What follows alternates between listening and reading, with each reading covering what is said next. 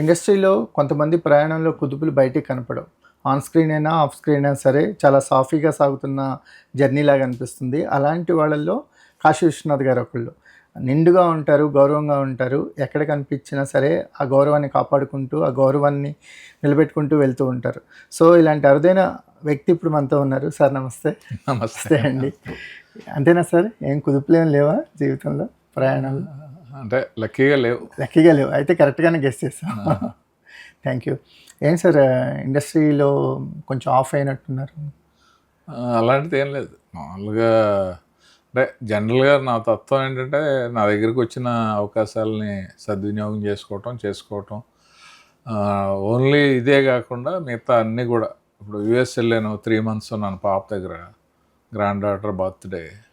అలాగే అక్కడి నుంచి నెక్స్ట్ మా ఊరు వెళ్ళాను, మధ్యలో ఏదో షూటింగ్ చేశాను. యూఎస్లో ఉండగా విఎన్ ఆదిత్య గారితో షూటింగ్ డల్లాస్లో చేశాను. అలా జరుగుతూ ఉంటాయి. సో, అడగందే అమ్మాయినా పెట్టదంటారు కదా సార్. అడగటం అలవాటు అవ్వలేదా ఇండస్ట్రీలో? నాకు లేదు, ఫస్ట్ నుంచి లేదు. ఫస్ట్ నుంచి లేదు. ఎందుకంటే నేను ఆల్రెడీ ఎస్టాబ్లిష్డ్ డైరెక్టర్ని, డైరెక్టర్స్ అసోసియేషన్ ప్రెసిడెంట్ని. నేను తెలవని వాళ్ళు ఎవరు ఉండరు. అవకాశం ఉండి క్యారెక్టర్ ఉండి ఇవ్వాలని ఉంటే వాళ్ళే ఇస్తారు. మనం వెళ్ళి అడగాల్సిన ఇంకోటి ఏంటంటే అడిగే పరిస్థితి కూడా మనకు లేదు. ఫైనాన్షియల్గా రీజనబుల్లీ వెల్ ఆఫ్. సో అడగకపోతే మనం ఏమైనా చేయకపోతే అనేది ఏమి ఉండదు. ఇండస్ట్రీలో ఏదో ఒక డైరెక్టర్స్తో కానీ లేకపోతే ఒక సర్కిల్ అనేది ఉండాలని చాలామంది అంటుంటారు. దాన్ని ఎంతవరకు బిలీవ్ చేస్తారు? అది లేదనుకుంటున్నారా మీరు? ఉంది మరి. అంటే కాదు, మీ క్వశ్చన్ ఏంటి అని. అంటే సర్కిల్ ఉండటం అవసరమా అనేది. అది అంటే ఒక గ్రూప్ ఆఫ్ మనం ఇష్టపడే పీపుల్ ఉంటారు ఆటోమేటిక్గా. నేను సురేష్లో ఉండేవాడిని, అప్పుడు సర్కిల్ ఉండేది. బయటకు వచ్చాం, ఫ్రెండ్స్ ఉంటారు. ఇక్కడ అంతా సర్కిల్ ఉంటే సర్కిల్ వాళ్ళు మన పెట్టేసి ఇంకొకరిని పెట్టేసి అలాగే ఉండదు కదా. మీకు ఇండస్ట్రీలో ఒక ఫస్ట్ మూవీతోనే ఒక బ్లాక్ బస్టర్ హిట్ అందుకున్నారు. తర్వాత కళ్యాణరామ్ గారిని ఇంట్రడ్యూస్ చేశారు. ఈ ఇండస్ట్రీలో అంటే హిట్ అనేది చాలా ప్రీషియస్ సార్. అంటే చాలామంది డైరెక్టర్గా ట్రై చేస్తూ ఉంటారు. వాళ్ళల్లో అతి కొద్ది మందే సక్సెస్ అవుతూ ఉంటారు. ఆ సక్సెస్ తర్వాత దాన్ని మళ్ళీ ఆ పికప్ అనే పాయింట్ దగ్గర ఏదన్నా ఎందుకని ఆగిపోయిందంటే ఏం చెప్తారు సార్? నాకైనా మీకైనా ఓ చోట ఎందుకు ఆగిపోయింది అనేది దానికి ఏం రీజన్స్ ఉండవు. ఇప్పుడు మీరు ఇక్కడే ఎందుకు ఉండిపోయారు? సినిమాల్లో నటించవచ్చు కదా. ఈ జర్నలిస్ట్ లాగా ఇలా ఇంటర్వ్యూలు చేసుకుంటే ఎందుకు ఉండిపోయారు అంటే ఏం చెప్తారు మీరు? ట్రై చేయలేదు కాబట్టి. అదే, మీరు ట్రై చేయలేదని చెప్తారు. ఇక్కడ అలా ఉండదు. ఎవరికైనా ఒక ఇప్పుడు యాక్టింగ్ ఉంది, అది నేను అనుకోలేదు, అనుకోకుండా it's a God gift. 250 movies చేయటం అనేది అది గాడ్ డిజైన్. ఎగ్జాక్ట్లీ. సో ఇండస్ట్రీలోనే ఉన్నాము, ఇండస్ట్రీ సెట్లోనే ఉన్నాము, అలాగే జరిగింది.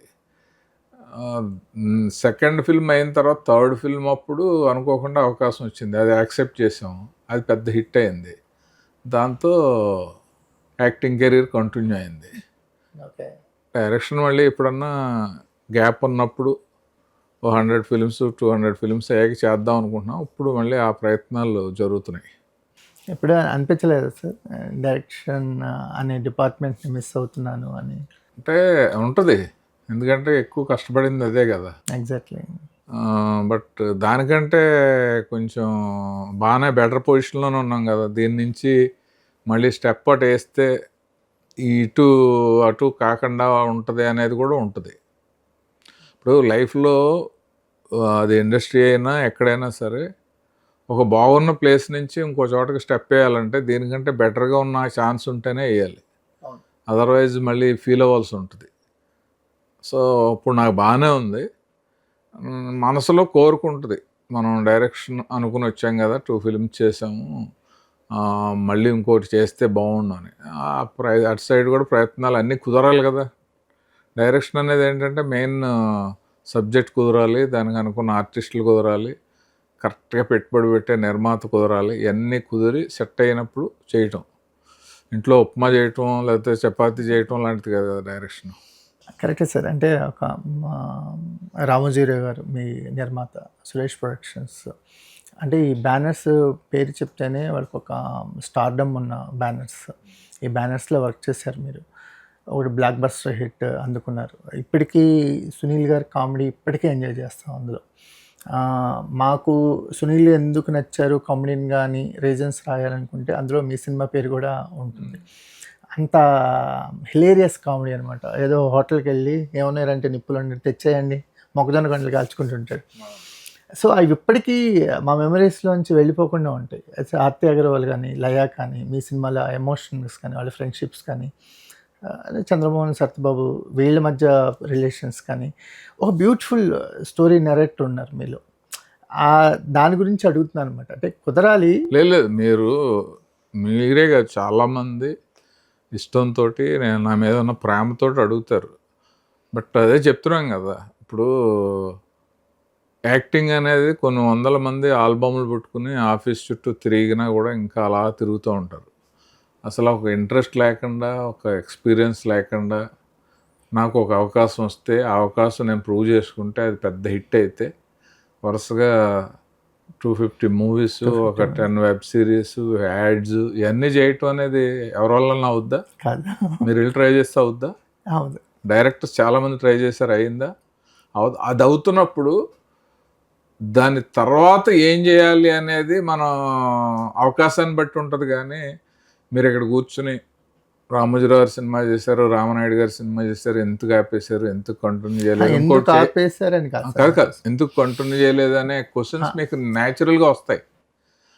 వాటి బ్యాక్గ్రౌండ్ అంతా ఇలాగే ఉంటుంది. మీలాగే ఇంకో వెల్విషర్ వచ్చి డైరెక్షన్ ఏముందండి, కొన్ని వందల మంది ఉన్నారు, యాక్టింగ్ బ్రహ్మాండంగా ఉంది, దీని తర్వాత ఎప్పుడైనా చేయొచ్చు అని ఒకళ్ళు సలహా ఇస్తూ ఉంటారు. సో ఎవరు ఏమి ఇచ్చినా కూడా మన సిచ్యువేషన్ బట్టి, మనకుండే అవకాశాలను బట్టి మనం నిర్ణయం తీసుకుంటాం, అంతే కదా.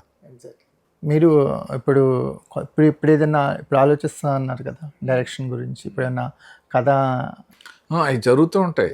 ఇప్పుడు ఈ యాక్టింగ్ కెరీర్లో కూడా నాకు వేరే హాబీస్ ఏం లేదు, ఓన్లీ స్టోరీ డిస్కషన్స్. చెప్తున్నాం కదా మీకు, లక్కీగా నేను యాక్టర్నైనా కూడా యంగ్స్టర్స్ తోటి ఎప్పుడు సెట్లో అసలు ఏం జరుగుతుంది, టెక్నాలజీ ఏంటి, ఎలాంటి మార్పులు వస్తున్నాయి, ఇవన్నీ అబ్జర్వ్ చేస్తూనే ఉన్నాం. సో అందువల్ల అప్డేట్ అవ్వడానికి మనకి అదొక అవకాశం. ఇప్పుడు ఎప్పుడో సినిమా డైరెక్ట్ చేసి దాని తర్వాత అసలు గ్యాప్ వచ్చేసి అని అంటే అసలు సెట్లో ఏం జరుగుతుంది, సీన్స్ ఏంటి, సినిమాలు ఏం చేస్తున్నారు, యంగ్స్టర్స్ ఎలా ఆలోచిస్తున్నారు అనే ఛాన్స్ ఉండదు కదా. బట్ నాకు అంటే ఒక సెలబ్రిటీ అప్రెంటిస్ లాగా నాకు అవకాశం వచ్చింది. సో అందువల్ల ఏంటంటే ఇప్పుడు నేను ట్రెండ్కి తగ్గట్టు తీయగలను అనే కాన్ఫిడెన్స్ నాకు ఉంటుంది. నేను చెప్పే కథ నిర్మాత ఎవడన్నా ఓకే చేయటానికి ఓహో బాగానే ఉంది ఇది అనేలా బాగానే ఆలోచిస్తున్నాడు ఈయన అన్నట్టు ఉంటుంది. అదే ఎగ్జాక్ట్లీ. ఇప్పుడు మీరు చెప్పిన దాన్ని బట్టి అర్థమైంది ఏంటంటే, ఆర్టిస్ట్గా ఉండటం వల్ల ఇప్పుడు ఈ కాంటెంపరీ డైరెక్టర్స్తోనూ, యాక్టర్స్తోనూ వాళ్ళ పనిని కొంచెం అబ్జర్వ్ చేసే అవకాశం ఉంటుంది. అంటే అప్డేషన్ అంటారు కదా, అప్డేషన్కి మీకు ఇప్పుడు నటుడు ఉపయోగపడ్డాడు. మీలోని డైరెక్టర్కి అప్డేట్ అవడానికి మీలో నటుడు ఉపయోగపడ్డాడు. నటుడికి నాలో ఉన్న డైరెక్టర్ ఉపయోగపడ్డాడు, రైటర్ ఉపయోగపడ్డాడు. ఇప్పుడు షూటింగ్కి వెళ్తాం, కొత్త డైరెక్టర్ ఉంటాడు, ఆయన ఏదో చెప్తూ ఉంటాడు, తెలియకుండా కొన్ని మిస్టేక్స్ ఉంటాయి. తను తీసుకునే నేచర్ ఉంటే మనం ఆ మిస్టేక్స్ గురించి చెప్తాం. అప్పుడు డైరెక్టర్ మనకు ఉపయోగపడినట్టు. స్క్రిప్ట్ ఉంటుంది, ఆ స్క్రిప్ట్లో డైలాగ్స్ బాగా లెంతీగానో లేకపోతే బోరుగానో ఉంటాయి. లేదు దీన్ని ఎలా చేంజ్ చేద్దామమ్మా అంటే ఓకే సార్ అంటాడు. అప్పుడు నాలో ఉన్న రైటర్ యాక్టర్కి ఉపయోగపడినట్టు. అలాగా మ్యూచువల్గా ఉపయోగపడడం అనేది జరుగుతూ ఉంటుంది. అంటే ఇండస్ట్రీలో అనేది ఒకటి కంటెంట్ని ప్రొక్యూర్ చేయటం ఒకటైతే, ఈగో మేనేజ్మెంట్ అనేది చాలా ఇంపార్టెంట్ అంటారు కదా సార్. మీరు అన్నారు అతను తీసుకునే వాడైతే అని, అది అబ్జర్వేషన్లో తెలిసిపోతుందా? ఈజీగా తెలిసిపోతుంది. ఎంత తెలియదు, మనం సెట్కి వెళ్ళగానే కొత్త డైరెక్టర్స్ ఉన్నారనుకోండి, ఈగో ఉన్నవాడు అసలు ఆర్టిస్టుల దగ్గరికి వెళ్ళడు, అసిస్టెంట్నో కో డైరెక్టర్నో రైటర్నో ఎవరినో పంపించి సీన్ చెప్పమంటాడు. అదే కొంచెం కాన్ఫిడెన్స్ ఉండి ఈ సీన్ మంచిది, ఈ సీన్లో ఆయన బాగా చేయాలి, ఆయనకి ఎక్స్ప్లెయిన్ చేయాలి అని దగ్గరికి వచ్చి చేసి ఏమన్నా ఉంటే చూడండి సార్, కరెక్షన్స్ ఏమైనా ఉంటే మీకు ఏమైనా అనిపిస్తే యాడ్ చేయండి అని చెప్తూ ఉంటారు. అలా ఓపెన్గా ఉండేవాళ్ళు కూడా ఉంటారు, ఉంటారు. వాళ్ళు ఉంటారు, వీళ్ళు ఉంటారు. రెండింటినీ ఎక్స్పీరియన్స్ చేసి రెండూ చేసాం. పెద్ద డైరెక్టర్సే చాలా కోఆపరేటివ్గా ఉంటారు. మన శ్రీను వైట్ల గారు కానీ, కృష్ణవంశీ కానీ, అనిల్ రావుపూడి కానీ, వీళ్ళందరూ నేను చేసేటప్పుడు ఏదన్నా మనకి అనిపిస్తే ఓకేనా, సీన్ బాగానే వెళ్తుందా అని అడిగేలాగే వాళ్ళందరూ కూడా కోఆపరేటివ్. ఎందుకంటే నేను 2 ఫిల్మ్స్ డైరెక్ట్ చేశాను, తర్వాత ఎక్స్పీరియన్స్ ఉంది, డైరెక్టర్స్ అసోసియేషన్ ప్రెసిడెంట్గా ఉన్నాను. ఆ రెస్పెక్ట్ మినిమం ఉంటుంది కదా. ఎగ్జాక్ట్లీ. మన దగ్గర కంటెంట్ లేకపోతేనో, లేకపోతే మనకి ఏం చెప్పటం తెలియకపోతేనే, క్రాఫ్ట్ గురించి ఐడియా లేకపోతేనే వాళ్ళు అడగరు. కానీ రెగ్యులర్గా ఉండే ఆర్టిస్టు అయితే వాళ్ళు అడిగేలా ఉండదు. బట్ నన్ను ఆ విషయంలో అందరూ, అది గొప్ప క్వాలిటీ సార్. ఎందుకంటే ఒక ఎక్స్పీరియన్స్డ్ పర్సన్ సెట్స్ మీద ఉన్నప్పుడు ఈ సీన్కి ఆయన ఏదైనా ఉపయోగపడతాడా అని ఆలోచించే అతను మోస్ట్ సక్సెస్ఫుల్ డైరెక్టర్ అవుతాడు. అవును, ఆ క్వాలిటీస్ ఉన్న అతను వెళ్ళిపోతూ ఉంటాడు. అంటే అలాగా ప్రయోజనం కూడా జరిగింది. నేనేదో ఒక రోజు షూటింగ్కి వెళ్తే అక్కడ కాలేజీలో షూటింగు 3 రోజులు ప్లాన్ చేసామని ప్రొడ్యూసర్ వచ్చాడు. డైరెక్టర్ వచ్చి సార్ ఈ సీన్ ఏదైనా చూడండి అన్నాడు. అది 10 పేజీలు ఉంది. పర్వాలేదా ఎడిట్ చేయొచ్చా అంటే చేయండి సార్ అన్నాడు. దాన్ని 3 పేజీలకి ఎడిట్ చేశాను. నేనే మెయిన్, నాయే క్యారెక్టర్. సూపర్. ఆ సినిమా డైరెక్ట్ చూసి అదిరిపోయిందండి, అసలు ఏమీ మిస్ అవ్వలేదు, భలే చేశారని చెప్పాడు. సాయంత్రానికి షూటింగ్ అయిపోయింది. డైరెక్టర్ చేతులు పట్టుకున్నాడు, ఆ ప్రొడ్యూసర్ వచ్చి, నిజంగా నాకు 2 డేస్ ఇంచుమించు 4 లక్షలు మిగిలిందండి అని చెప్పి. ఇలా ఉంటుంది. Exactly sir. అంటే ఇండస్ట్రీలో మనీని సేవ్ చేసుకోవటం అంటే మనీని ఎర్న్ చేసుకోవటం అనే అంటారు.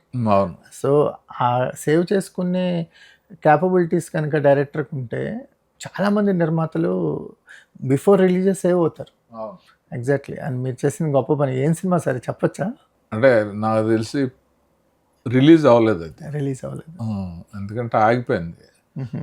కొన్ని సినిమాలు ఫైనాన్షియల్ ప్రాబ్లమ్స్ వస్తాయి కదా, ఆ రోజు సీక్వెన్స్ అది. మరి తర్వాత నాలాగా మిగతా వాళ్ళు ఎవరు దొరక్క అలాగా ఎక్కువ రోజులు వర్క్ చేసి ఏదైనా జరిగిందో ఏంటో తెలియదు. ఇప్పుడు మన ఇండస్ట్రీలో చూస్తున్నాం కదా sir, number of working days. అంటే మీరు మీ సినిమా ఎన్ని రోజుల్లో చేశారండి? నాకు తెలిసి ఎన్ని రోజులు చేసి ఉంటారు సార్? 45-50 డేస్లో కంప్లీట్ చేసి ఉంటారు మీ నువ్వు లెక్కనే.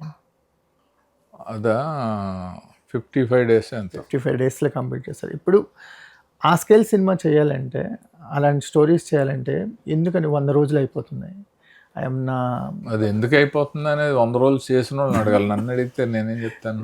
అంటే ఇప్పుడు వేరే డైరెక్టర్నో వేరే వాళ్ళనో వాళ్ళకి ఇది లేదు అది లేదని నేను చెప్పలేం కదా.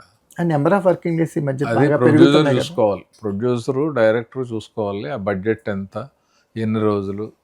అంటే ఇప్పుడు ఆర్టిస్టులు కొంతమంది లేట్గా వస్తూ ఉంటారు, వాళ్ళ వల్ల వర్కింగ్ డేస్ పెరుగుతూ ఉంటాయి.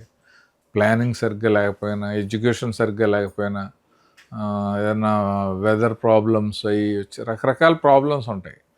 ఆ ఏమీ కాకుండా తెలవకపోవటం, క్రాఫ్ట్ మీద ఐడియా లేకపోవటం వల్ల వస్తే మాత్రం అది కరెక్ట్ చేసుకోవచ్చు. అది ఎవరైనా చేసుకోవచ్చు.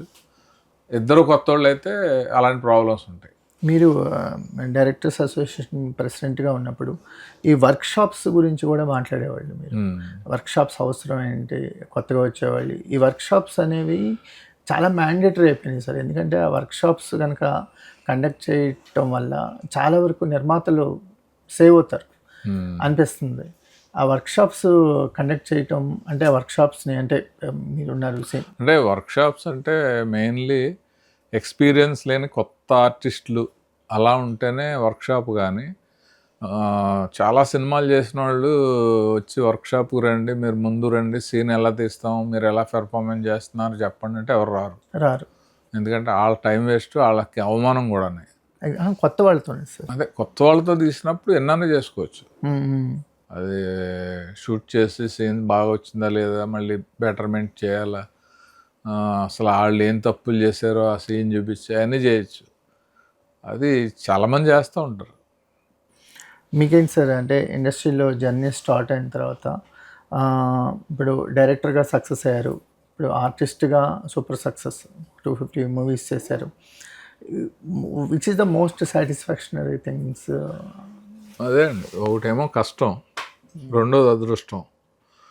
అదృష్టాన్ని ఎంజాయ్ చేస్తున్నాం, కష్టపడిన దానికి ఇంకో మంచి సినిమా చేద్దాం అనేది ఉంది. అంటే డైరెక్షన్లో ఎక్కువ సంవత్సరాలు ఇన్వెస్ట్ చేసాం. బట్ ఇప్పటికీ గుర్తుండిపోయే సినిమా చేసాం అనే దానికి గర్వపడుతున్నాను నేను. ఎక్కడికి వెళ్ళినా ఒక విజిటింగ్ కార్డ్ లాగా నా ఫస్ట్ మూవీ గురించి మాట్లాడతారు, ఆ సాంగ్స్ గురించి, వాటి కామెడీ గురించి కానీ, కథ గురించి, ఫీల్ అన్నీ. సో దాని మీద ఉంటుంది ప్రేమ, బట్ అన్నీ కుదరాలి. ఇండస్ట్రీలో ఇప్పుడు థియేటర్స్కి ఆఫ్టర్ కోవిడ్ తర్వాత కొన్ని చాలా మార్పులు వచ్చినాయి. థియేటర్స్కి అంటే స్టార్ వాల్యూ ఉన్న సినిమాలకి తప్పితే థియేటర్స్కి పెద్దగా జనాల్ని తీసుకురావటం అనేది చాలా కష్టం అవుతుంది సినిమాలకు అనేది ఒక అండర్లైన్గా ఒకటి నడుస్తుంది సార్. చాలా సినిమాలు అలాగే ప్రూవ్ చేస్తున్నాయి.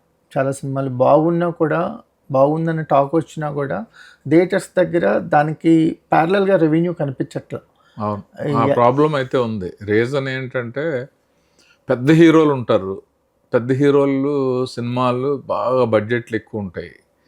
అవి టీవీల్లో, ఓటీటీలో కానీ వెంటనే రావు. బట్ పెద్ద హీరోల సినిమాలకి థియేటర్కి వెళ్ళాలని ఉంటుంది, ప్లస్ అవి ఇప్పుడప్పుడే రావు కదా అని ఉంటుంది. ఆ రిచ్నెస్, ఆ క్వాలిటీ, ఆ బడ్జెట్ అదంతా ఉంటుంది కాబట్టి ఆటోమేటిక్గా వెళ్ళటానికి ట్రై చేస్తారు. చిన్న హీరోలు, కొత్త హీరోలు అంటే చాలా సినిమాలు వచ్చేస్తున్నాయి, వెబ్ సిరీస్లోనూ వస్తున్నాయి, ఇక్కడ వస్తున్నాయి. వీళ్ళు ఆ థియేటర్కి తీసుకొచ్చే అంత రావాలి అంటే దాన్ని ప్రమోట్ చేసేవాళ్ళు ఎవరన్నా పెద్ద ప్రొడ్యూసర్ అయినా ఉండాలి, ఒక పెద్ద హీరో అయినా ఉండాలి, బ్యానర్ సపోర్ట్. ఇప్పుడు బలగం ఉంది, బలగం దిల్ రాజు గారిది, ఆయన ప్రమోట్ చేసుకున్నాడు కాబట్టి దానికి వచ్చారు. కోర్ట్ ఉంది, అది నాని గారు అదే ప్రమోట్ చేశాడు కాబట్టి దానికి వచ్చారు.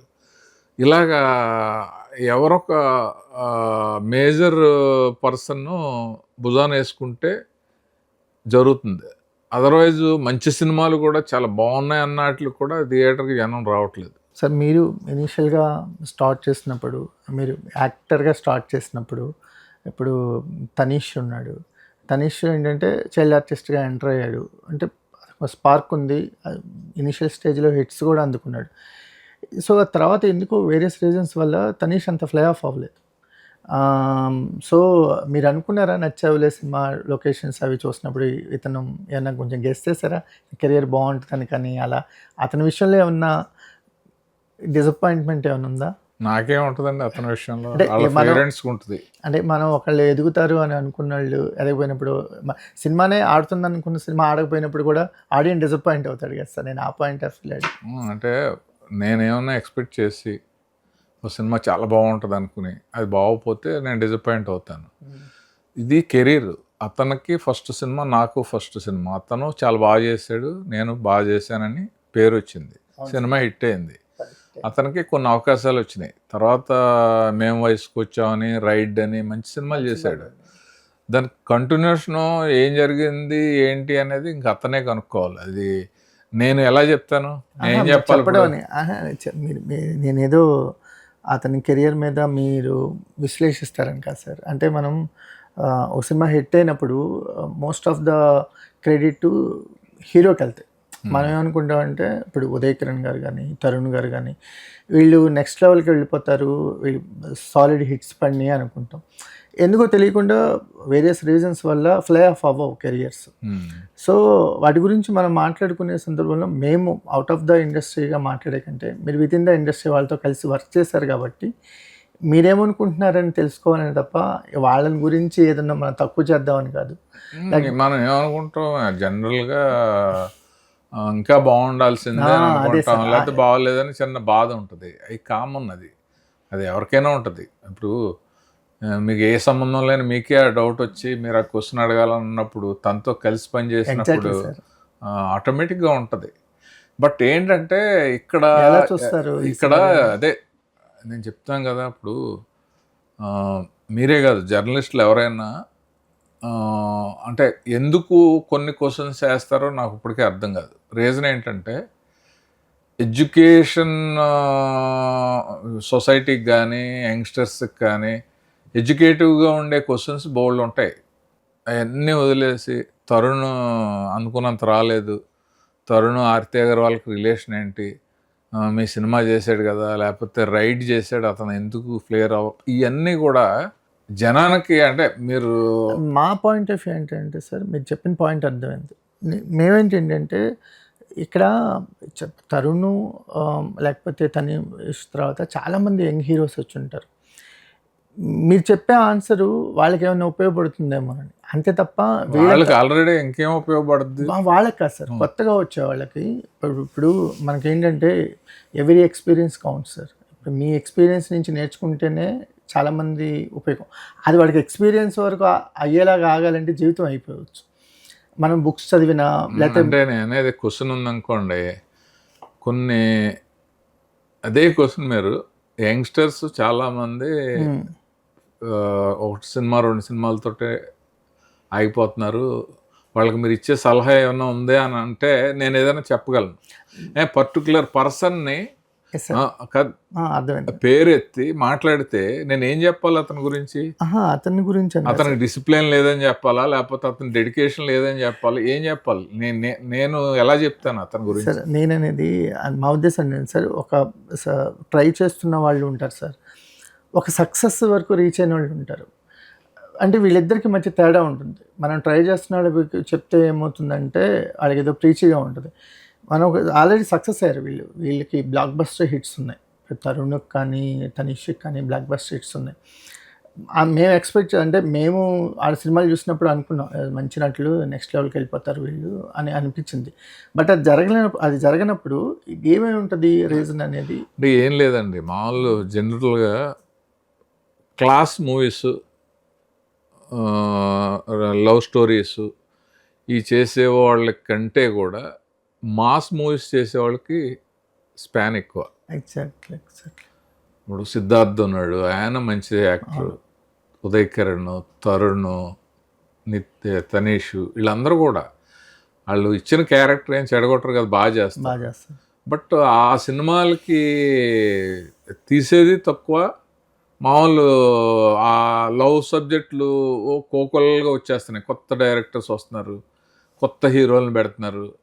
బీభత్సంగా వచ్చే దాంట్లో ఇంకా ఏవో అద్భుతమైన స్టోరీ, అద్భుతమైన పాయింట్ వస్తే తప్ప వాటికి ఆదరణ అనేది తగ్గింది. మీరు చూడండి, డైరెక్టర్స్లో మాస్ సినిమాలు చేసిన వాళ్ళకి ఉండే స్పాను క్లాస్ సినిమాలు చేసిన వాళ్ళకి ఉండదు. సో అది మెయిన్, అది ప్రాబ్లమా అంటే ప్రాబ్లం కాదు. అందరూ మాస్ సినిమాలు చేయలేరు కదా. అవును సార్. కొంతమంది క్లాస్ సినిమాలు చేస్తారు. అవి కూడా ఇప్పటికీ కూడా 8 వసంతాలని ఇంకోటని వస్తూనే ఉన్నాయి. ఫీల్ గుడ్ మూవీస్ రీజనబుల్గా ఆడుతూనే ఉన్నాయి. అవి 100కి ఒక 5-6 ఆడుతూ ఉంటాయి. ఈ మాస్ సినిమాలు ఒక 20 తీస్తే దాంట్లో 10-15 సక్సెస్ అవుతూ ఉంటాయి. బిజినెస్లు కూడా అవుతూ ఉంటాయి. రేషియో కూడా. ఓకే. అంటే లవర్ బాయ్ అనే ఇమేజ్ అంత సేఫ్ గేమ్ కాదు. సేఫ్ గేమ్ అని కాదు, నేనేది లవర్ బాయ్ అనే ఇమేజ్ కాంపిటీషన్ ఎక్కువ. చాక్లెట్ బాయ్, లవర్ బాయ్, అదే కాంపిటీషన్ ఎక్కువ ఉంటుంది. బాయ్ నెక్స్ట్ డోర్ ఇలాంటి పదాలకి కాంపిటీషన్ ఎక్కువ. ఎందుకంటే అందరూ ప్రతి వాళ్ళు వాళ్ళ పిల్లల్ని హీరోలు చేస్తారు. మామూలు ఏమాత్రం బాగున్నా నేను హీరో అవుతాను ట్రై చేసేవాళ్ళు ఉంటారు. So number of heroes, number of కథలతో వస్తూ ఉంటారు కాబట్టి కాంపిటీషన్ ఎక్కువ. ఎప్పుడో ఒకసారి 8 వసంతాలు కానీ హిందీలో సియారా అని కానీ కొన్ని స్పార్క్స్ కనిపిస్తుంటాయి. సియారా చూసినప్పుడు మళ్ళీ లవ్కి స్టోరీస్కి ఇంత స్పాన్ ఉందా? ఆల్మోస్ట్ 150 crores కలెక్ట్ చేసింది ఆ మూవీ. చూసారా సార్? చూసారా? తర్వాత అది సాయిరత్ తోటి ఇలా కొన్ని మూవీస్ ఉంటాయి. అప్పుడు కాంతారా అవి ఏంటంటే బిగినింగ్ ఎక్కడో వన్స్ ఫర్ ఇది అంటారు కదా, మామూలు ఎప్పుడో ఒక్కోసారి వస్తూ ఉంటాయి అంటారు, అలాగే వస్తూ ఉంటాయి. అవి చూసి చాలామంది ఆ కోవలో మంచి హిట్స్ కొట్టాలి అది ఇది అని చెప్పి ప్రయత్నం చేస్తూ ఉంటారు. సో అందరికీ అన్నీ కుదరవు కదా. ఓకే. మీకు అంటే సబ్జెక్ట్స్ని ఎంచుకునే ప్రాసెస్లో ఎలా అప్డేట్ అవుతుంటారు సార్? అంటే ఈ సబ్జెక్ట్ డైరెక్ట్ చేద్దాం లేకపోతే ఈ కథ తీసుకుందాం అనే విషయంలో. అది ఎవరైనా సరే, నేనే కదా, ఎవరైనా సరే ఫస్ట్ ఆడియన్స్ని ఫాలో అవ్వాలండి. ఆడియన్స్ ఏం చూస్తున్నారు, వాళ్ళకి ఏమి ఇవ్వాలి, అంటే ఇప్పుడు మలయాళంలో మంజుమల్ బాయ్స్ అని ఉంది, అవును. అది సూపర్ హిట్ అయింది. Biggest. అది ఎందుకు హిట్ అయింది? అది కథ కాదు, అది ఒక ఇన్సిడెంట్. ఇన్సిడెంట్. సో ఇన్సిడెంట్ బేస్డ్గా ఉండే సినిమాలు కూడా ఆడుతున్నాయి, అలాగే కొన్ని కథలు ఆడుతున్నాయి. కోర్టు ఎందుకు ఆడింది? ఏదో కొత్త పాయింట్ చెప్పాడు. పోక్సో. తర్వాత బలగం ఎందుకు ఆడింది? అది తెలంగాణలో ఉండే చిన్న సెంటిమెంట్ని కథగా అల్లుకుని బాగా ఇంట్రెస్టింగ్గా చేశాడు. రూరల్ తెలంగాణ బ్యాక్డ్రాప్ని అద్భుతంగా విజువల్గా ట్రాన్స్ఫార్మ్ చేశాడు. అది చాలా మంది తెలుసు, అది చనిపోయినప్పుడు కాకులు రావాలి అది దాని దాని మీదే డీటెయిల్గా చేసి కొట్టాడు. సో ఇలాగా కథలనే ఎన్ని రకాలు ఉంటాయి మీకు తెలవందే ఉంది. ప్రేమ కథలు ఉంటాయి, కుటుంబ కథలు ఉంటాయి, ఏదో పగబట్టేయటం కథలు ఉంటాయి, రివెంజ్. తర్వాత థ్రిల్లర్స్, హర్రర్స్, ఇవే కదా. వీటిల్లో కొత్త కొత్త కంటెంట్ బ్యాక్డ్రాప్ మార్చో లేకపోతే పాయింట్ మార్చో ఏదోటి చేసుకుంటూ వెళ్ళాలి, ఎవరు తప్పదు. అది లక్కీగా ఎవరికి సెట్ అవుద్దో, ఆ రైటర్ బాగా ఆలోచించిన కథ ఎవరికి దొరుకుతుందో వాళ్ళు హిట్ కొడుతూ ఉంటారు. ప్రేమ కథా చిత్రం అంతే కదా. అవును, హర్రర్ కామెడీ ఆ టైంలో. సో ఆ కంచర్లా అని తీశాడు, అతను ఏదో ప్రూవ్ చేసుకుందామని కొత్త వాళ్ళతోటి ఒక ఊరెళ్ళి చేశాడు, అది కూడా హిట్ అయింది. పొలిమేర హిట్ అయింది. పొలిమేర, ఇలా రకరకాల మూవీస్ అన్నీ మనం వాళ్ళకి సూపర్ హిట్ అయిపోద్ది అని తెలియదు, వాళ్ళకి దడదడగానే ఉంటుంది. బట్ ఓ పాయింట్ నమ్ముకొని ఒక సిన్సియర్గా డెడికేటెడ్గా వెళ్ళిపోయి ఆ మూవీ తీసి రిలీజ్ చేసిన తర్వాత వాళ్ళ అదృష్టం కొద్దీ రిలీజ్ టైము, రిలీజ్ చేసిన బ్యానరు, ఆ కంటెంట్ని ఆడియన్స్ రిసీవ్ చేసుకోవటం, ఇవన్నీ కూడా ఆధారపడి ఉంటాయి. సూపర్ హిట్ అనే దానికి మాత్రం చాలా ఫేవరబుల్గా ఉంటేనే కానీ అవదండి, చాలా ఫ్యాక్టర్స్ అడిషనల్గా యాడ్ అవ్వాలి. ఈ దడదడలు ప్రతి సినిమాకి ప్రతి ఒక్కళ్ళు పడాల్సిందే. ఎందుకంటే కరెన్సీ ఖర్చు పెట్టి చిల్లర ఏరుకోవటమే కదా సినిమా బిజినెస్ అంటే. అవును సార్, ఒక మాటలో చెప్పాలంటే అదే, అంతే కదా. అంతే, కోట్లు ఖర్చు పెట్టి రూపాయలు ఏరుకోవటం. అవి వస్తాయో రావు అనేది గ్యారంటీ లేదు.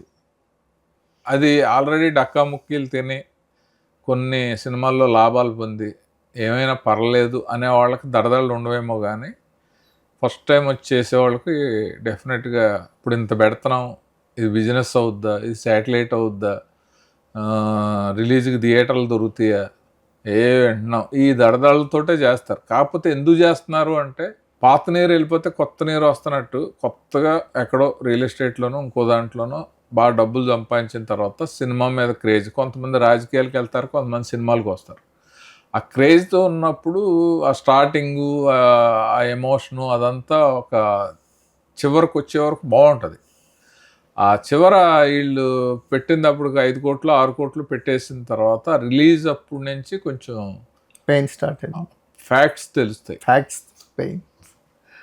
ఫ్యాక్ట్స్ నుంచి పెయిన్స్ వస్తాయి, అంతే కదా. అంతే సార్, ఫ్యాక్ట్స్ తెలుసుకోపోయినంత వరకు హ్యాపీగానే ఉంటుంది, అంతే కదా. మామూలు ఇప్పుడు ఈ రోజు వెళ్ళాము, ప్రెస్ మీట్ పెట్టాము, నేను ఏదో మాట్లాడేసాము, కొబ్బరికాయ కొట్టాము, షూటింగ్ జరుగుతుంది అనే అంత ఎంజాయ్మెంట్గానే ఉంటుంది. వన్స్ ప్రోడక్ట్ అయిపోయిన తర్వాత ఆ ప్రోడక్ట్ బయటికి వెళ్ళాలి అంటే అప్పుడు మనం పెట్టిన బడ్జెట్ ఎంత అయింది, దీని మీద అంత వస్తుందా రాదా, ఎవరు రావట్లేదు, ఎవరు అడగట్లేదు, ఇది బిజినెస్ అవుద్దా లేదా అన్నప్పటి నుంచే దడదడలు ఇంకా ఎక్కువ స్టార్ట్ అవుతాయి. ఏం చెప్తారు సార్, అంటే సినిమా ఇండస్ట్రీలో సినిమాని ప్రొడ్యూస్ చేయటం కూడా ఎనీ అదర్ క్రాఫ్ట్ లాగా ఒక ఎక్స్పీరియన్స్తో చేసే పని. ఆ ఎక్స్పీరియన్స్తో చేసే పని తెలుసుకొని చేసే పని. చాలామంది ప్రొడ్యూసర్స్ అది ప్రూవ్ చేశారు. చాలామంది ప్రొడ్యూసర్స్ అవి లేకుండా వచ్చి వస్తుంటారు వెళ్తుంటారు పాసింగ్ క్లోత్స్ లాగా. కొత్తగా ఎవరైనా సినిమా ఇండస్ట్రీలో ప్రొడ్యూసర్స్ అవుదామని వచ్చే వాళ్ళకి ఏం చెప్తారు out of the experience? Producers అవుదామని చెప్పిన వాళ్ళందరూ కూడా మేకర్స్ ఎవరున్నారు, ఒక దిల్ రాజు గారు, ఇంతకుముందు రామానాయుడు గారు ఉండేవారు, ఇప్పుడు సురేష్ బాబు గారు, అల్లు అరవింద్ గారు, ఇప్పుడు మైత్రి మూవీ మేకర్స్ అని సితారా నాగవంశీ గారు, వీళ్ళందరూ ఏం ఫాలో అయ్యి ఎలా చేస్తున్నారు, లేకపోతే వాళ్ళ సినిమాలకి ఏదన్నా ఒక ఈపీ లాగా ఎగ్జిక్యూటివ్ ప్రొడ్యూసర్ లాగా ఉండి తప్పేం కాదు కదా, క్రాఫ్ట్ నేర్చుకోవటం. ఇప్పుడు డైరెక్టర్ అవ్వాల్సిన అసిస్టెంట్ డైరెక్టర్గా చేసినట్టు నిర్మాత అవుదాం అనుకునే వాళ్ళు ఎగ్జిక్యూటివ్ ప్రొడ్యూసర్గా చేయటం తప్పేం లేదు. అలా చేసి తెలుసుకోవాల్సిందే తప్ప ఇంకోటి ఏంటంటే అలా చేసి తెలుసుకుని లేకపోతే అవన్నీ తెలిసిన వాళ్ళు కూడా హిట్ తీస్తారని గ్యారంటీ ఏం లేదు. డబ్బులు పోగొట్టుకోకుండా ఉంటారు ఆ, కనీసం. ఓ ప్రాసెస్లు తప్పు చేయకుండా ఉంటారు. Exactly sir. మళ్ళీ లాభం హిట్లు వాళ్ళ చేతుల్లో కూడా ఉండవు, ఎందుకంటే వాళ్ళు తీసినవి కూడా అటర్ ఫ్లాప్లు అవుతూ ఉంటాయి. ఎగ్జాక్ట్లీ. క్యాలిక్యులేషన్స్ మనం అనుకున్నట్టు అసలు ఎప్పుడు జరగదు కదా. బట్ ఏంటంటే ఆ తప్పు ఎందుకు జరిగింది, ఎలా జరిగింది అనేది వాళ్ళకి ముందే తెలిసిపోతూ ఉంటుంది, ఎక్కడ తప్పు జరిగింది. ఎక్స్పీరియన్స్ ఉంటుంది. ఫైనాన్షియల్ డిసిప్లిన్ అనేది సినిమా ఇండస్ట్రీలో ఎంత అవసరమో కొంతమంది లైఫ్ చూస్తే అర్థమవుతుంది సార్. ఎందుకంటే సినిమా ఇండస్ట్రీలో డబ్బు వస్తుంది, కానీ ఎప్పుడు ఆగిపోయిద్దో తెలియదు. ఈ మంత్ ఒక 10 lakhs ఎర్న్ చేస్తే నెక్స్ట్ మంత్ కూడా అదే ఈక్వల్ అమౌంట్ని మనం ఎర్న్ చేస్తామన్న గ్యారంటీ లేదు. ఈ ఫైనాన్షియల్ డిసిప్లిన్ గురించి ఏం చెప్తారు సార్? మంచి ప్రశ్న ఇది. అంటే ఇది జనరల్గా అందరికీ యంగ్స్టర్స్కి కానీ ఎవరికైనా ఉపయోగపడేది. అంటే మనకి క్రమశిక్షణ అంటాం. మనం ఎంతసేపు బాడీకి సంబంధించిన పొద్దుటే లేవాలి, వాకింగ్ చేయాలి, మంచి డైట్ తీసుకోవాలి, స్నానం చేయాలి, మంచి డైట్ తీసుకోవాలి, ఆఫీస్కి కరెక్ట్గా టైంకి వెళ్ళాలి అని ఈ క్రమశిక్షణ గురించి జనరల్గా వింటూ ఉంటాం. ఫైనాన్షియల్ డిసిప్లిన్ అనేది అది చాలా ఇంపార్టెంట్. ఎందుకంటే లక్ష్మీదేవి మన దగ్గరికి తను వచ్చినప్పుడే వస్తుంది, కానీ మనం కోరుకున్నప్పుడు రాదు. ఎగ్జాక్ట్లీ. ఇండస్ట్రీలో మీతో అవసరం ఉందనుకోండి, మీరు పాతాళంలో ఉన్న పైకి లాగేసి తీసుకెళ్తారు. మీతో అవసరం లేకపోతే మీరు 100 సార్లు చుట్టూ తిరిగినా కూడా మీ మొహం చూడరు. ఎందుకంటే ఇది బిజినెస్, వాళ్ళు డబ్బులు పెట్టి సినిమా తీస్తున్నారు, దాని మీద డబ్బులు రాబట్టాలి అనేది. సో అందువల్ల ఏంటంటే బయట అయితే ఏదన్నా ఉద్యోగం చేస్తే జీతం వస్తుంది, వ్యవసాయం చేస్తే ఆదాయం వస్తుంది, వ్యాపారం చేస్తే లాభం వస్తుంది అనే మినిమం గ్యారంటీ ఉంటుంది. సినిమా ఫీల్డ్లో అది ఉండదు. మీ అద్భుతమైన కెరీర్ని 20 సంవత్సరాలప్పుడు వస్తే ఇక్కడ ఇన్వెస్ట్ చేయాలి. ఆ కెరీర్లో లక్కీగా మీకు హిట్ వచ్చో లేకపోతే బ్లాక్ బస్టర్ వచ్చో మీకు టర్న్ అయ్యి మీరు కోట్లు సంపాదించడం అనేది 5% ఉంటుంది. మిగతా వాళ్ళు అందరూ కూడా యావరేజ్లు అబవ్ యావరేజ్లు లాగా వెళ్తూ ఉంటుంది. అందువల్ల ఏంటంటే ఉన్నంతలో మనం కష్టపడి మనం సంపాదించుకున్నది జాగ్రత్త పెట్టుకొని ఎక్కడైనా ఇన్వెస్ట్ చేసుకొని ఫ్యామిలీతో గేమ్లు ఆడకుండా, ఎప్పుడన్నా కష్టం వచ్చిన సినిమా ఫీల్డ్ ఆగిపోయింది, థియేటర్కి జనం వెళ్ళట్లేదు, ఇంకా ఓటీటీలే అని అన్నా కూడా మనం సర్వైవ్ అయ్యే ప్లానింగ్ మనకు ఉంటే ఇంకా అదే ఫైనాన్షియల్ డిసిప్లిన్. దుబారా చేయకూడదు, మంచి పని చేయొచ్చు, మనం ఇప్పుడు సంపాదించింది హ్యాపీగా మనం ఎంజాయ్ చేయొచ్చు, అన్నీ చేయొచ్చు. రోజు ఇలాగే ఉంటుంది అనే యాంగిల్లో మాత్రం ఆలోచించకూడదు. ఈ రోజు వరకే బాగుంది, రేపు బాగుంటుందో బాగోదో అనే భయంతో ఆలోచిస్తే ప్రతి ఒక్కరికి బాగుంటుంది. అంటే మెయింటెనెన్స్ అనే ఒక మాట ఇండస్ట్రీలో ఎక్కువగా వినపడుతుంటుంది సార్. మెయింటైన్ చేయాలి, లేకపోతే ఎక్కడ తగ్గకూడదు అనేది వినపడుతూ ఉంటుంది. మెయింటైన్ అంటే సో లగ్జరీ షోనే కొంచెం లగ్జరీ కార్లో లేకపోతే మనకి పెద్ద వాల్యూ ఉండదు, లేకపోతే మనం ఎక్కడ ఉంటున్నాం అనేది కూడా మ్యాటర్ అవుద్ది. మనం అనేది ఒక అదేమన్నా మెంటల్ స్ట్రెస్ క్రియేట్ చేసిద్దా సార్? అలాంటి వాళ్ళు అదే నా ఉద్దేశంలో అది రాంగ్ ఐడియా అండి. ఎందుకంటే చూసారు అలాంటి వాళ్ళని? అదే చెప్తున్నాను. ఇప్పుడు ఇండస్ట్రీలో చాలా డిసిప్లైన్గా చాలా కండిషన్స్ పెట్టి మేము ఎలా అయితేనే చేస్తామన్న వాళ్ళు కూడా ఎదిగారు. ఇండస్ట్రీకి వెళ్తే ఎలా ఉండాలి, టచ్లో ఉండాలి, వాళ్ళ పార్టీస్ వెళ్ళాలి, వాళ్ళతోటి మందు తాగాలి, లేకపోతే సెట్ చేయాలి అని అంటారు.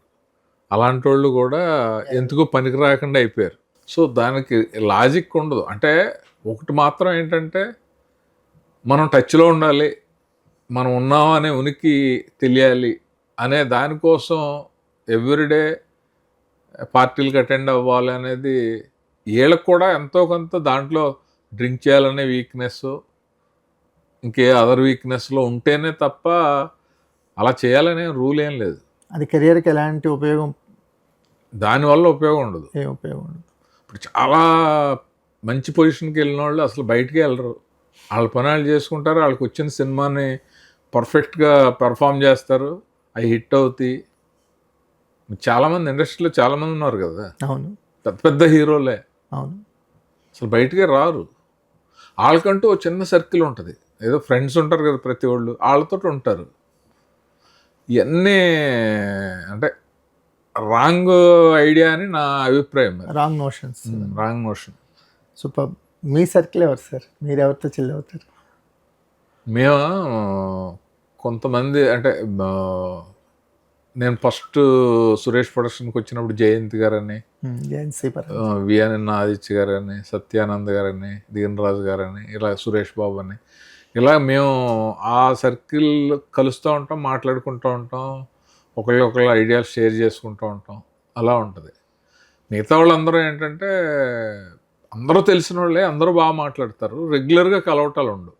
Suresh productions active participation in ప్రొడక్షన్లో లేకపోవటాన్ని ఎలా చూస్తారు సార్? అంటే డిస్ట్రిబ్యూషన్స్లో వెరీ స్ట్రాంగ్గా ఉన్నారు, స్టూడియోస్ వైజ్ స్ట్రాంగ్గా ఉన్నారు. ప్రొడక్షన్ వైజ్ ఒక పార్ట్నర్షిప్, ఒక ప్రజెంటేషన్స్లోనే వెళ్తున్నారు. ఎందుకని అంటే అంత పెద్ద సంస్థ కూడా నిజంగా సినిమాలు తీయలేని పరిస్థితి ఇండస్ట్రీలో ఉందా? అంటే వాళ్ళు సినిమాలు తీయలేని పరిస్థితి కాదు, వాళ్ళు అనుకున్న పద్ధతిలో తీయలేని పరిస్థితి. ఇది ఇప్పుడు ఎవరైనా సరే నేను చేయలేని పరిస్థితి అని అంటే అది వీక్. నేను అనుకున్న పద్ధతిలో చేయలేని పరిస్థితి అంటే నాకు నచ్చట్లేదు. మా రూల్స్కి అగెనిస్ట్గా ఉంది. అంతే కదా. ఎగ్జాక్ట్లీ. వాళ్ళు స్టూడియో పెట్టారు, డిస్ట్రిబ్యూషన్ పెట్టారు, ఎన్నో సూపర్ హిట్ సినిమాలు తీశారు. వాళ్ళ కుటుంబంలోనే పెద్ద వెంకటేష్ బాబు లాంటి హీరో ఉన్నాడు, రాణా ఉన్నాడు, నాగ చైతన్య ఉన్నాడు, వీళ్ళందరూ ఉన్నారు కదా. ఇంకోటి ఏంటంటే ఎవరికైనా సరే ఒక పర్టికులర్ ఏజ్ వరకు రిస్క్ చేసి, ఎక్స్పెరిమెంట్ చేసి, ఏదో చేసి అనేది ఒక ఏజ్ వరకు చేయాలి. నెక్స్ట్ జనరేషన్ వచ్చేసిన తర్వాత వాళ్ళు ప్రజెంట్ ట్రెండ్కి వాళ్ళు ఎలా చేసుకుంటున్నారో వాళ్ళ మీద వదిలేయాలి. అదర్వైజ్ ఇప్పుడు మీకు 60-70 వచ్చినాయి, మీరు అప్పుడు రిస్క్ చేసి ఒక సినిమా అంటే పోయిందంటే ఎన్ని కోట్లు పోతాయి? ఎంతైనా పోవచ్చు కదా. ఇప్పుడు అలా పోగొట్టింది రికవర్ చేసే ఏజ్ ఉండదుగా. వాళ్ళనే కదా, మీరైనా నేనైనా ఎవరైనా సరే మన ఏజ్ని బట్టి రిస్కులు ఎందుకు తగ్గించుకుంటారు అంటే మనకి ఏజ్ ఉండదు, ఎనర్జీ ఉండదు. వన్స్ దాంట్లో ఏదన్నా వీక్ అయ్యామో అని డబ్బు పోయిందో, లేకపోతే ఇంకోటి పోయిందో, పరువు పోయిందో అని అంటే మనకి ఆరోగ్యం కూడా డల్ అయిపోద్ది, డిస్టర్బ్ అయిపోద్ది, డల్ అయిపోతాం మనం మొత్తం. అందువల్ల ఏంటంటే ఈ యంగ్గా ఉన్నవాళ్ళు, ఎనర్జీ ఉన్నవాళ్ళు ఏదైనా రిస్క్ చేసినా, మళ్ళీ కింద పడినా, మళ్ళీ మీద పడినా, ఇంచుమించు సురేష్ ప్రొడక్షన్స్లో ఎంత చేశారు అవన్నీ అయినాయి కదా. నాయుడు గారు ఎన్ని హిట్లు ఇచ్చారు, సురేష్ బాబు ఎన్ని హిట్లు ఇచ్చారు. ఎగ్జాక్ట్లీ. కాంబినేషన్స్ వైజ్ కాకుండా కంటెంట్ వైజ్ సూపర్ డూపర్ హిట్లు అందుకున్నారు. ఇప్పుడు కాంబినేషన్ అనేది ఎందుకు వెళ్తారు అంటే బర్డెన్, సేఫ్ కూడా కాదు. ఇప్పుడు వెంకటేష్ బాబుతో కాంబినేషన్ వెళ్ళే బదులు సొంతంగా చేసుకున్న వాళ్ళకి ప్రాఫిట్ వస్తుంది కదా. కాంబినేషన్ ఎందుకు వెళ్తారంటే ఎదటోళ్ళు బాగుపడతారు, మనం బాగుపడతాం, బట్ మనకి స్ట్రెయిన్ తక్కువ ఉంటుంది. ఎగ్జాక్ట్లీ. కొంచెం పైనుండి మనం చూసుకుంటే ఈజీగా చూసుకోవచ్చు అనే ఇది ఉంటుంది కదా, దానికోసం. సార్ మీకు రైటింగ్ సైడ్ అంటే కలిసున్నారా కూడా మీరు కథను మీరే చెప్పారని? అంటే కథ నేను చెప్పలే, అది కలిసున్నారా అనే సినిమాకి ఉదయ్ శంకర్ అని తమిళ్ ఆయన వచ్చి ఏదో కథ చెప్పాడు. కథ చెప్తే అది నచ్చలేదు సురేష్ బాబు గారికి. సరే ఇంకా అతన్ని పంపించేయండి అది ఇది అని అంటే అప్పుడు నేను గుర్తు చేశాను, నిన్న నాకు ఒక పాయింట్ చెప్పావు కదా, అది ఒకసారి చెప్పు తలైవా అంటాను నేను అతన్ని. తలైవా ఒకసారి ఆ పాయింట్ చెప్పు అని అంటే ఆ సురేష్ గెస్ట్ హౌస్లో మెట్లు దిగుతూ ఉంటే 20 మెట్లు ఉంటాయి, 20 మెట్లు దిగేలోపు పాయింట్ చెప్పాడు. అది ఆయనకు నచ్చింది, అదే బ్లాక్ బస్టర్ అయ్యి, అది బ్లాక్ బస్టర్ అయ్యి కలిసి ఉన్నారు అయింది. సరే, ఆయన్ని ఒక స్క్రిప్ట్ డాక్టర్ అంటారండి కదా సార్. ఎవరిని? సురేష్ బాబు గారిని. ఒక స్క్రిప్ట్ ఇస్తే అలా ఒక 100 పాయింట్లు అలా రాసి వెళ్ళిపోతారు. డెఫినెట్గా మంచి నాలెడ్జ్ ఉంది. మేము ఏదైనా నేర్చుకుంటే ఆయన దగ్గర పనిచేసినప్పుడు అంటే మాకు కొంత ఉంటుంది, ఆయన దగ్గర నేర్చుకున్నది కూడా చాలా ఉంటుంది. షైనింగ్ అంటే ఏం లేదు, జాగ్రత్త ఎక్కువ ఆయనకి. ఏదైనా సరే మనం పని చేస్తున్నాం అంటే సక్సెస్ అవ్వాలి, ఒక ప్రాజెక్ట్ చేస్తున్నాం అంటే ప్రాఫిట్ రావాలి అనే దాంట్లో ఎక్కువ జాగ్రత్తలు తీసుకుంటాడు ఆయన. సో కథ సైడ్ కూడా ఎక్కడ వీక్నెస్ లేకుండా అందరికీ చెప్పించి ఎవరే పాయింట్ చెప్పినా తీసుకుని స్క్రిప్ట్ మీద ఎక్కువ కూర్చుంటారు. దాన్ని కరెక్ట్ చేసి ఒక్కోసారి సినిమా తీసేసి చూసుకుని ఇక్కడ కొంచెం వీక్గా ఉందంటే 2 రోజులు షూటింగ్ చేద్దామని రీషూట్లు పెట్టిన సందర్భాలు కూడా ఉంటాయి. కానీ ఈ ప్రాసెస్ని చాలామంది డిలే అని అనుకుంటుంటారు. ఈ ప్రాసెస్ని డిలే అనుకునే వాళ్ళకి ఏంటంటే నష్టం. అవునా? కరెక్ట్. చేసిన వాళ్ళకి నష్టం ఉంటుంది కానీ అనుకునే వాళ్ళకి ఏముంటుంది? ఎగ్జాక్ట్లీ. వాళ్ళకి డిలే అయితే ఇంట్రెస్ట్ లాస్ అనో లేకపోతే ఇన్వెస్ట్మెంట్ బ్లాక్ అయిపోయిందనో వాళ్ళకు ఉంటుంది. ఇంకోటి ఏంటంటే డిలే అని ఎదటోడు అనుకోకూడదని ఏదో ఒకటి చేసాడు అనుకోండి, మొత్తానికి మోసం వస్తుంది కదా, పెట్టిన డబ్బులన్నీ పోతాయి కదా. మీరు ఇండస్ట్రీలో అంటే ఈ పరిచయాలు చేయించడం అని ఉంటుంది కదా సార్, నాకు ఎవరినైనా కలిపించు ఇలా. బాలకృష్ణ గారికి ఎవరినో ఒక పరిచయం చేశారంట. అది పరిచయం కాదు, వైవిఎస్ చౌదరి. నేను కత్తులకొండయ్య షూటింగ్ జరుగుతూ ఉంటే అప్పుడు ఆయన ఇండస్ట్రీకి వద్దామనే ఉద్దేశంతో, ఆయన ఎన్టీఆర్ ఫ్యాన్, బాలయ్యని కలుస్తాను అని అంటే లోన తీసుకెళ్ళి పరిచయం చేయటం, అప్పుడు ఏదో ఫోటో దించుకోవటం జరిగింది అంతే. అది అతను గుర్తుపెట్టుకుని ఇప్పుడు అందరికీ చెప్తాడు. నేను ఇంతవరకు ఎక్కడా చెప్పలేదు, ఇప్పుడు మీరు అడిగారు కాబట్టి చెప్తున్నాను. లేదు సార్, అది కొన్ని గమ్మత్తుగా ఉంటాయి కొన్ని ఇన్సిడెంట్స్. గమ్మత్తు అంటే ప్రతి ఇండస్ట్రీలో ఎవరినైనా తీసుకోండి, వాళ్ళకి బిగినింగ్ ఒకటి ఉంటుంది. అవును. ఆ బిగినింగ్లో ఇమేజ్లు ఏముండవు, ఫ్యాషన్ ఉంటుంది. దానికోసం వెళ్ళి పరిచయాలు ఉండు, ఎవరో ఒకళ్ళు పరిచయం అవుతారు, ఎవరో ఒకళ్ళ ద్వారా పైకి రావటం. ఇప్పుడు ఎవరినన్నా కృష్ణ గారిని అడగండి, ఆదిత్య సుబ్బారావు గారు నన్ను పైకి తీసుకొచ్చాడు అంటారు. రామారావు గారిని అడిగితే ఆయన ఎల్వి ప్రసాద్ గారు ఎవరో అవకాశం ఇచ్చారు. ఇలాగా ఇప్పుడున్న ప్రతి వాళ్ళకి ఎవరో ఒకళ్ళు ఇవ్వటం, పరిచయం చేయటం, సపోర్ట్ చేయటం ఉంటుంది కదా. సో అది కామన్. ఇప్పుడు ఆయన నందమూరి వారసుడితో సినిమా చేస్తున్నారు, ఎన్టీఆర్తో చేస్తున్నారు. నిన్న ఎస్వి కృష్ణారెడ్డి గారు ఒక సినిమా అనౌన్స్ చేసి ఒక చాలా మంచిగా అనిపించింది. చాలా రోజుల తర్వాత ఆయన ఒక ఏదో, ఇప్పుడు సినిమా వాళ్ళు ఆయనైనా మేమైనా ఎవరైనా వేరే ఏం చేయలేం కదండి. బయటకు వెళ్ళి చింతపండు వ్యాపారం ఇంకోటో చేయలేం కదా, సినిమాల్లోనే ఉండాలి. అది సీరియల్లా, వెబ్ సిరీసా, సినిమా డైరెక్ట్ చేయటమా, యాక్ట్ చేయటమా, లేకపోతే రాయటమా, కథలు అమ్మటమా, ఇవే చేయాలి. సో అందువల్ల ఎవరికి ఆపర్చునిటీ వస్తుంది, ఎవరు దాన్ని జాగ్రత్తగా చేసుకుంటారనే దాన్ని బట్టి చేసుకుంటూ వెళ్తూ ఉంటారు. మీకు ఇన్నాళ్ళ ఎక్స్పీరియన్స్లో డైరెక్టర్గా కానీ నటుడుగా కానీ మీకు అర్థమైన సినిమా ఏంటి సార్? ఇంకా అర్థం కాని సినిమా ఏమైనా ఉందా?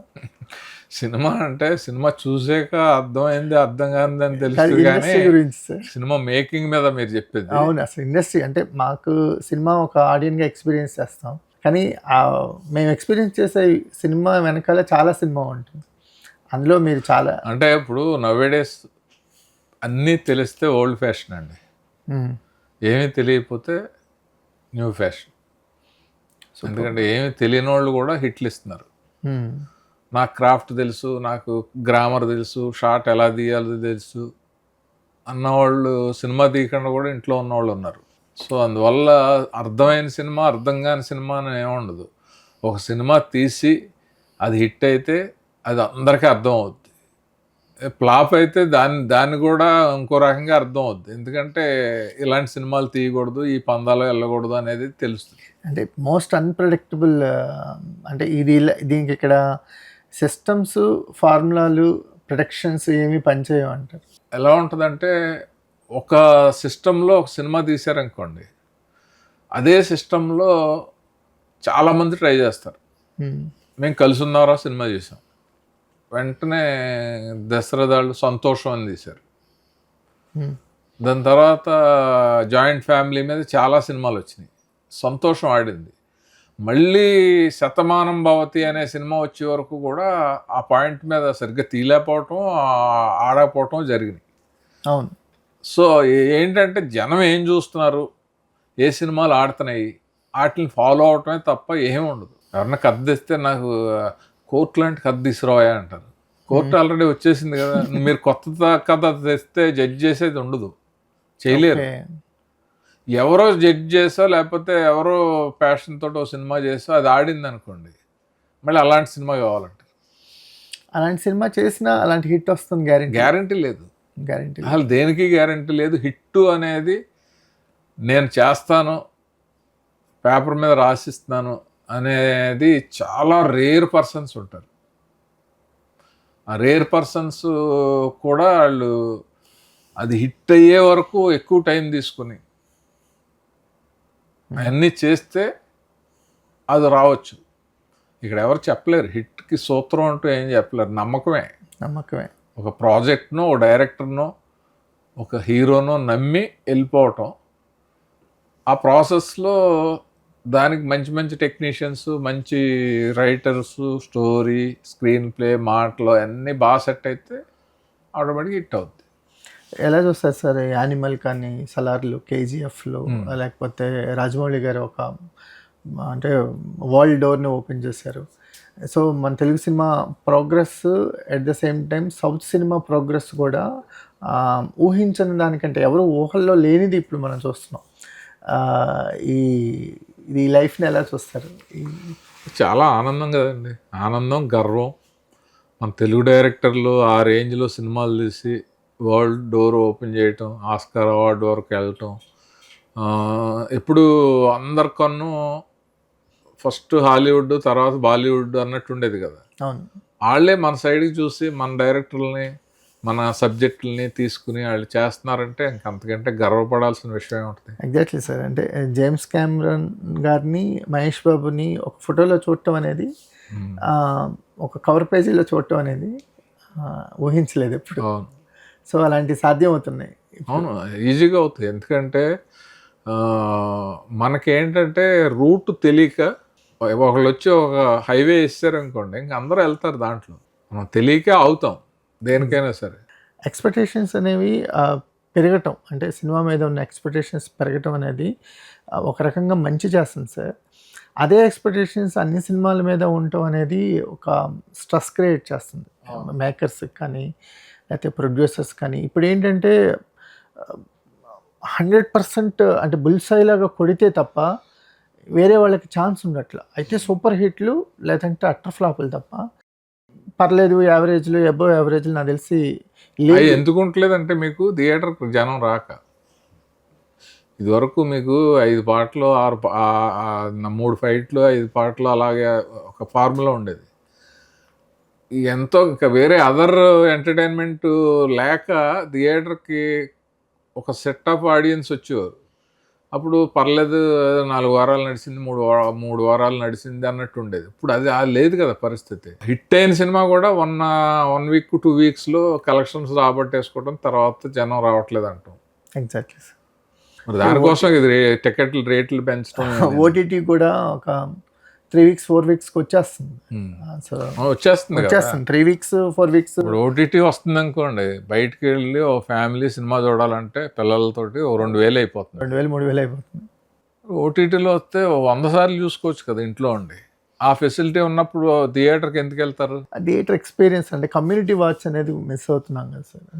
అది మీకు మనకి వెసులుబాటు, ఫైనాన్షియల్ వెసులుబాటు ఉన్నప్పుడు కమ్యూనిటీ పెట్టుకోవచ్చు, లేకపోతే మనమే హోమ్ థియేటర్ పెట్టుకొని దాంట్లో రిలీజ్ ముందే కూడా చూసేయచ్చు. అదంతా వెసులుబాటే కదా. మిడిల్ క్లాస్ ఫ్యామిలీ డబ్బులు తీసుకుని వెళ్ళి టికెట్లు కొనలేని పరిస్థితి వచ్చింది కాబట్టి మిడిల్ క్లాస్ నుంచి లో క్లాస్ వరకు కూడా ఓటీటీని ఎక్కువ ఆశ్రయించడానికి అవకాశం ఉంది. Exactly sir. అంటే దాని ముందే ఏం చేసేవారు? పైరసీ. ఇప్పుడు సీడీలు, సీడీలు అవి తీసుకొచ్చి ఇంట్లో చూసేసి సాటిస్ఫై అయ్యారు. ఎందుకంటే ఒక 50 రూపాయలకి సినిమా వచ్చేస్తుంది. అదే 100 సార్లు 100 మంది చూసుకోవచ్చు. ఇప్పుడు పైరసీ కంటే కూడా ఇది ఎలాగో వచ్చేస్తుంది కాబట్టి పైరసీని ఎవరు ఆశ్రయించట్లేదు. వీటిలో కూడా కొన్ని ఛానల్స్ ఉన్నాయి కదా, మామూలు రిలీజ్ కాకముందే దాంట్లో చూసేయచ్చు అనే ఛానల్స్ కూడా కొన్ని ఉన్నాయి. బొమ్మలు చాలా అలాంటివి ఉన్నాయి కదా. సో అందువల్ల ఉంటూనే ఉంటాయి. ఇవన్నీ కలిపి థియేటర్ని దెబ్బకొట్టినాయి. థియేటర్ ఇప్పుడు కొంచెం కష్టాల్లో ఉంది బాగా, థియేటర్ బిజినెస్ అనేది. సార్ ఇప్పుడు మీరు ఇండస్ట్రీలో ఉన్న ఈ జర్నీలో ఎగ్జాక్ట్లీగా ఒక డైరెక్టర్గా ఒక హై మూమెంట్ చూశారు సార్, ఫస్ట్ మూమెంట్. ఆర్టిస్ట్గా ఒక సక్సెస్ఫుల్ జర్నీ ఉంది. ఏదైనా ఒక మంచి సంఘటన ఏదైనా షేర్ చేసుకుంటారా ఈ 2 క్రాఫ్ట్స్లో? డైరెక్షన్లో షేర్ చేయాలంటే నా ఫస్ట్ ఫిల్మే నిన్నే పెళ్ళాడతా రిలీజ్ అయిన టైంలో ఎవరో ఒక కథ తీసుకొచ్చి ఈ కథ బాగుంది చూడు అది ఇది అంటే నేను ఫస్ట్ టైం డైరెక్ట్ చేయడానికి చూసి ఇది ఇంచుమించు ఆ సినిమా సిమిలారిటీస్ ఉన్నాయి అంటే ఇది ఈ టైప్లో చేద్దామని మా ప్రొడ్యూసర్ సురేష్ బాబు గారు నాతో అంటే నేను నా దగ్గర ఒక కథ ఉందని చెప్పి ఒక చిన్న సంక్రాంతి అనే లైన్ చెప్తే ఇది బాగుంది అని అంటే అది 1 వీక్లో మేము అది 1 లైన్ ఆర్డర్ వేసుకెళ్ళి చెప్పటం ఆయనకు నచ్చటం అది సూపర్ డూపర్ హిట్ అవ్వటం హై మూమెంట్. అది నాకు చాలా హై మూమెంట్. అది ఎప్పుడు నేను జీవితంలో మర్చిపోలేను.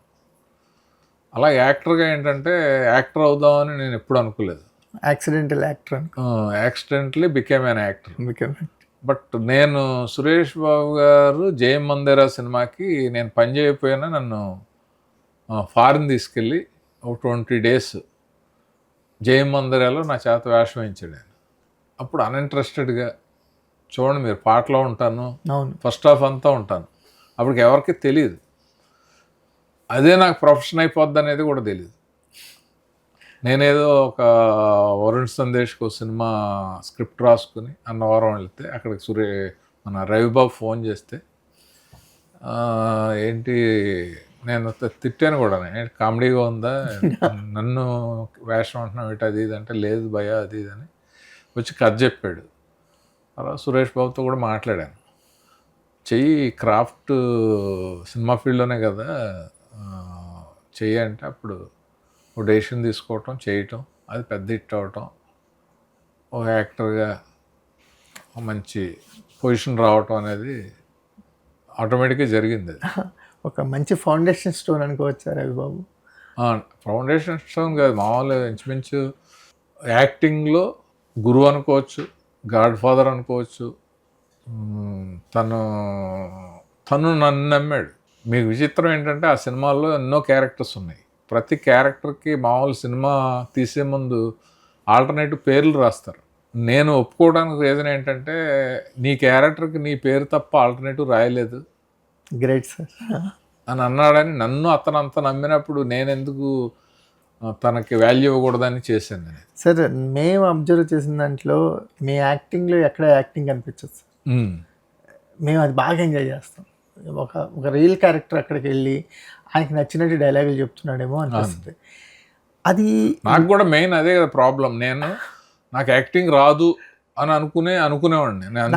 మాకు యాక్టింగ్ కనిపించదు సార్ మీ యాక్టింగ్లో. అంటే నేను ఈ డైలాగ్ బాగా చెప్పాను అన్న ఎక్కడ కనిపించదు. జస్ట్ వస్తారు, అలా బిహేవ్ చేస్తారు, ఆ పాత్ర తాలూకు ఎమోషన్స్ ఏమో అది ఎలాగో వచ్చేస్తాయి. అది స్టార్టింగ్లో వస్తాయా ఎండింగ్లో వస్తాయి కాదు, సస్టైన్ అయ్యేది సీన్. ఒక న్యాచురాలిటీ అనేది ఒక బిగ్గెస్ట్ స్ట్రెంత్ సార్. మీరు ఎప్పుడు మాకు కెమెరా ముందు యాక్ట్ చేసినట్టు అనిపించలేదు. మీకు నచ్చేవాళ్ళు కూడా ఆ తిట్టడం కొట్టడం అసలు అవన్నీ కూడా మీకు మామూలు ఇప్పుడు మీరు ఫీల్ అయినట్టే అందరు ఫీల్ అవుతారు. బట్ నేను ఒక పరిపూర్ణమైన నటుడిని అని అనిపించుకోవాలి కదా, అనిపించుకుంటేనే కదా ఎన్ని సినిమాలు చేయగలను. అవును, అది ఆ సినిమాలో ఒక ఏడుపు సీక్వెన్స్ ఉంటుంది. అవును, అది నేను చేసినప్పుడు సెట్లోనే మానిటర్ చూస్తా కళ్ళం నీళ్ళు తెచ్చుకున్నారు. అది బయటకు వచ్చిన తర్వాత రవిబాబు కూడా అన్నాడు, నువ్వు కొడతావు ఇండస్ట్రీలో అది. అప్పుడు నేను బయటకు వచ్చి అందరికీ చెప్పాను నేను. సో ఏంటంటే ఒక క్యారెక్టర్ ఒక అవకాశం రావటం ఎంత ఇంపార్టెంటో దాన్ని సరిగ్గా యూటిలైజ్ చేసుకోవటం కూడా అంత ఇంపార్టెంట్. అంటే మీలో నటుడిని ఆయన గట్టిగా చూడగలిగారు సార్. అంటే చూడగలిగారు కాబట్టి ఆ అవకాశం మిమ్మల్ని మాకు కొత్తగా ప్రజెంట్ చేస్తుంది. అవును, అదే లక్కీగా ఏంటంటే ఆడియన్స్ కూడా చేంజ్ వచ్చింది. న్యాచురల్ యాక్టింగ్ అనేది లైక్ చేయటం స్టార్ట్ చేశారు. అంత క్రితం మనకి సత్యనారాయణ గారు కానీ కోట గారు కానీ వాళ్ళు క్యారెక్టర్ ఆర్టిస్టులుగా సూపర్ ఆర్టిస్టులు కదా, వాళ్ళు లౌడ్గా ఉండేది. ఆ లౌడ్నెస్ లేకుండా మన పక్కింటి బాబాయ్ మన స్ట్రక్చర్డ్గా ఉండేది అనేది ఇష్టపడడం మొదలెట్టాక ఇప్పుడు కొత్త యాక్టర్లు అందరూ వస్తున్నారు. ఆ స్ట్రక్చర్స్ని బ్రేక్ చేసిన యాక్టింగ్లో మీది కనిపిస్తుంది. అవును, స్ట్రక్చర్డ్గా ఉండదు మీ యాక్టింగ్. చాలా ఎంజాయ్ చేస్తాం. ఎందుకంటే మాకు ఒక రియల్ లైఫ్ క్యారెక్టర్, ఏదో గోదావరి నుంచి వచ్చిన ఆయన స్క్రీన్ మీదకి వచ్చేస్తే ఎలా ఉంటుందో అలా ఉంటుంది తప్ప ఎక్కడ కూడా ఈ సీన్ నేను బాగా చేశానన్న ఫీల్ కూడా ఒక ఆర్టిస్ట్లో కనిపించదు సార్. జస్ట్ ఫ్లో వెళ్ళిపోతూ ఉంటుంది. ప్రభాస్ గారు కానీ లేకపోతే ఇప్పుడు మన మిస్టర్ పర్ఫెక్ట్ ఉంది. అవును, ప్రభాస్ క్రికెట్ ఎపిసోడ్ ఉంది. దాంట్లో క్లాప్స్ కొట్టారు మన ఎపిసోడ్కి. ప్రభాసే అప్రిషియేట్ చేశాడు. ఇప్పుడు నచ్చావలి ఏడుపు సీన్ ఉంది, దానికి ఒక ఆయన ఎవరో మన దీక్షితులు గారని యాక్టింగ్ ట్రైనింగ్ సురేష్ బాబు అన్నారు, ఏమన్నా మెలకులు చెప్తాడేమో ఆయన దగ్గరికి వెళ్ళాను. నేను ఆయన దగ్గరికి వెళ్తే ఆయనే వచ్చాడు. వచ్చి ముందు సినిమా చూద్దాం, సినిమా చూసిన తర్వాత సార్ ఈ సినిమాలో మీరు నవ్విచ్చారు, ఏడిపించారు, ఫన్ క్రియేట్ చేశారు, అంటే మీలోనే ఒరిజినల్గా ఉంది. ఇప్పుడు మీరు మళ్ళీ యాక్టింగ్ నేర్చుకుని దాన్ని పాడు చేసుకోవద్దు, ఏం అవసరం లేదు అని అన్నాడు ఆయన. సో అంటే మనకి కాన్ఫిడెన్స్ వచ్చింది. ఇప్పుడు ఎవరన్నా వచ్చి ఒక 2 పేజీలు సీన్ ఇచ్చి ఏడుపు సీను ఇది నువ్వు ఇలా చేయాలి అంటే, నేను కలర్ వర్కింగ్లో అలాగే ఒక సీన్ చేస్తే చాలా హార్ట్ టచింగ్గా ఉంది. సో అది ఆ కాన్ఫిడెన్స్ మనం పరిపూర్ణమైన నటుడు అంటే అదే కదా. ఎగ్జాక్ట్లీ. మామూలు ఇప్పుడు న్యాచురల్గా చేస్తారు, మీరు మామూలుగా ఇంట్లో చేసినట్టు చేస్తారు అని అంటే అవి కొన్ని సీన్ల వరకే ఉంటాయి. మనకి ఛాలెంజింగ్ సీన్స్ కూడా వస్తూ ఉంటాయి కదా, వాటిలో కూడా ద బెస్ట్ ఇవ్వగలిగితేనే అప్పుడు బెస్ట్ అంటే అదే నేను చెప్తున్నాను. ఇప్పుడు సపోజ్ మీరు బ్రదరు, మీకు ఏదో కానీ ప్రాబ్లం ఏదో వచ్చింది, నేను వచ్చాను, మిమ్మల్ని నేను బ్రదర్ అనుకుని నేను ఎలా ఫీల్ అవుతానో అనుకుని ఇన్వాల్వ్ అయ్యి నేను పెర్ఫార్మెన్స్ చేస్తే అది నచ్చుతుంది జనానికి. అది బాగుంది సార్. అదే మిస్టర్ పర్ఫెక్ట్లో కూడా అదే ఫీల్ వర్కౌట్ అయింది.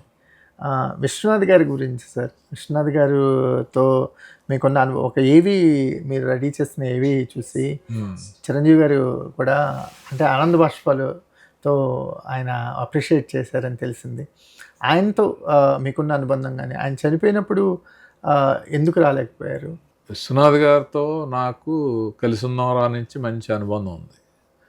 అసలు ఒక రకంగా ఆ సినిమాల్లో ఆయన తాత క్యారెక్టర్ వేయటానికి బీజం నేనే. ఎందుకంటే సత్యనారాయణ గారిని అనుకుని ఆయనకి అడ్వాన్స్ ఇచ్చి ఇంకా కొత్తగా ఉంటే బాగుండు అని అనుకునే టైంలో విశ్వనాథ్ గారు రామనాయుడు స్టూడియోకి వచ్చారు. ఆయన ఏదో మీసాలు ఎలా పెట్టుకుని వెరైటీగా అనిపించారు. వెంటనే నేను సురేష్ బాబు గారికి ఫోన్ చేసి, విశ్వనాథ్ గారు చాలా బాగున్నాడండి ఆ క్యారెక్టర్, మీరు రండి అంటే ఆయన పైనుంచి కిందకు వచ్చి చూసి మాట్లాడాడు. వెళ్ళాక మరి బాగానే ఉన్నారు కానీ సత్యనారాయణ గారికి అడ్వాన్స్ ఇచ్చేసాం కదా ఎలాగా అని అంటే, అది నేను చూసుకుంటాను, నేను వెళ్ళి మాట్లాడుకుంటాను అని చెప్పి నేను వెళ్ళి మాట్లాడి, సార్ ఏం లేదు ఆ క్యారెక్టర్కి వెరైటీగా అని ఫస్ట్ నుంచి అనుకుంటున్నాం, ఎంతోమందిని చూసి ఎవరు దొరక్క మిమ్మల్ని అనుకుని అడ్వాన్స్ ఇచ్చారు, బట్ విశ్వనాథ్ గారు బాగుంటారు అనిపించారు, మీరు ఏమనకండి, మీరు కొన్ని 100 సినిమాలు చేశారు, ఒక సినిమా మిస్ అయితే ఏంటి మీకు అని నేను వెళ్ళి మాట్లాడితే ఆయన నన్ను కాసేయ అంటాడు. సరే కాసేయ, ఆల్టర్నేటివ్ వేరే ఎవరికన్నా ఇస్తే నేను బాధపడేవాడిని, విశ్వానికే కదా, ఆయన నాకు శారద మంచి మంచి సినిమాలు అన్నీ చేశాడు నాతోటి, ఓకే అన్నాడు.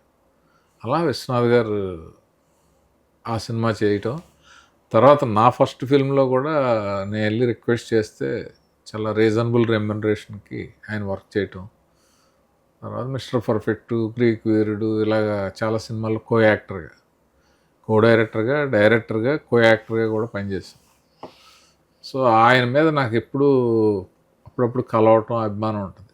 ఆయనది ఒక అకేషన్ ఫార్కాయత్లో జరుగుతూ ఉంటే పర్సనల్గా చిరంజీవి గారు చీఫ్ గెస్ట్గా వచ్చారు. నేనే ఒక ఏవీ తయారు చేసి ఆ రోజు ప్లే చేసాం. చిరంజీవి గారు వచ్చి చెవిలో చాలా బాగా చేసామని చెప్పి అప్రిషియేట్ చేయటం, తర్వాత మొత్తం అందరూ క్లాప్స్, అందరి కళ్ళలో నీళ్ళు, అంటే ఆయన గురించి అంత డీటెయిల్గా తెలుసు కాబట్టి అది అంత అలా చేయడం జరిగింది అనమాట. అంటే మాకు ఒక నిఘంటువు అంటారు సార్ తెలుగు సినిమా ఇండస్ట్రీలో, ఆయన సినిమాలే పాఠ్యాంశాలుగా చూసుకోవచ్చు అంటారు. ఆయన చేసిన సినిమాలన్నీ ప్రయోగాలతో ఒక కమర్షియల్ హిట్స్ కూడా అయిన సినిమాలు అవి. మీకు ఎలాంటి ఇంప్రెషన్ ఉంటుంది సార్? అంటే ఆయన సినిమాలో ఇంప్రెషన్ మీ మీద ఎలా ఉంటుంది? ఆ పేరు పెట్టుకున్నాం కదా, ఆయన స్టైల్లో ఇప్పుడు ఆయన లేరు, ఎప్పటికైనా ఒక సినిమా చేయాలనేది ఉంటుంది మ్యూజికల్గా, అదే ప్యాటర్న్ లాగా. ఇది విశ్వనాథ్ గారు చేశారా అని అనుకున్నా పర్లేదు నాకు. అది కూడా కాంప్లిమెంట్ సార్. నందమూరి మోహన్ కృష్ణ గారితో కూడా ఏదో చిన్న ఇలాంటి అనుభవమే ఉందండి? లేదు, మేము బెంగళూరు వెళ్ళినప్పుడు ఒక అకేషన్ జరిగింది. దాంట్లో నేను చేసిన ఏవీల్లో రామారావు గారి గురించి, అంటే డైరెక్టర్స్ అసోసియేషన్లో డైరెక్టర్స్ అందరూ మిస్ అవ్వకూడదు అని చెప్పి అందరి మీద ఒక ఏవీ తయారు చేసాం. అది అక్కడ ప్లే చేసాం. ఆ డైరెక్టర్స్లో ఒక భాగంగా ఫస్ట్ డైరెక్టర్ ఎవరు, రామారావు గారు వస్తారు కదా, బ్రహ్మాండమైన సినిమాలు చేశారు కదా. అవును.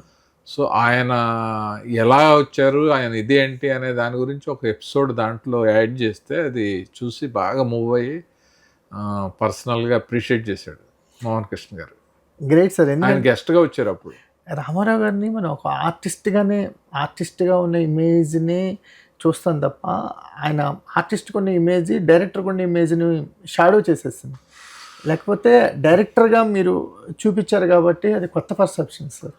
అంటే మీకు ఆయన ఎందుకు మనకి ఒక మెయిన్ కెరీర్ ఉంది కదా, యాక్టింగ్ కెరీర్ అని ఆయన పేరు వేసుకోలేదు, కానీ ఆయన బ్రహ్మాండమైన డైరెక్టర్. ఆయన రైటింగ్ అద్భుతంగా ఉంటుంది, ఆయన రచన అంతా చాలా బాగుంటుంది. ఆయన సినిమాలు కూడా తీసిన బ్రహ్మాండమైన సినిమాలు కదా, కోడలొద్దని కాపురం కానీ, ఇప్పుడు దానవేర సూరకర్ణ అసలు అది ఎపిక్ కదా అది. కదా. అలా ఎవరన్నా చేయగలరా అన్ని క్యారెక్టర్లు చేసి, అంత స్క్రీన్ ప్లే, అంత ఇంట్రెస్ట్.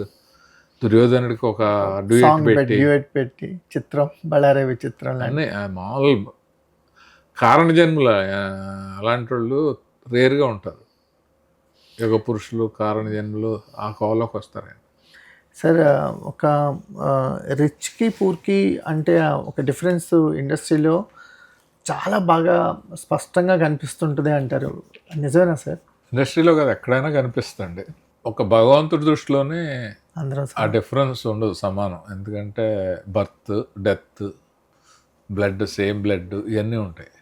ఆస్తి, డబ్బులు అంతే కదా. అవును సార్. వాటి విషయంలోనే ఉంటుంది.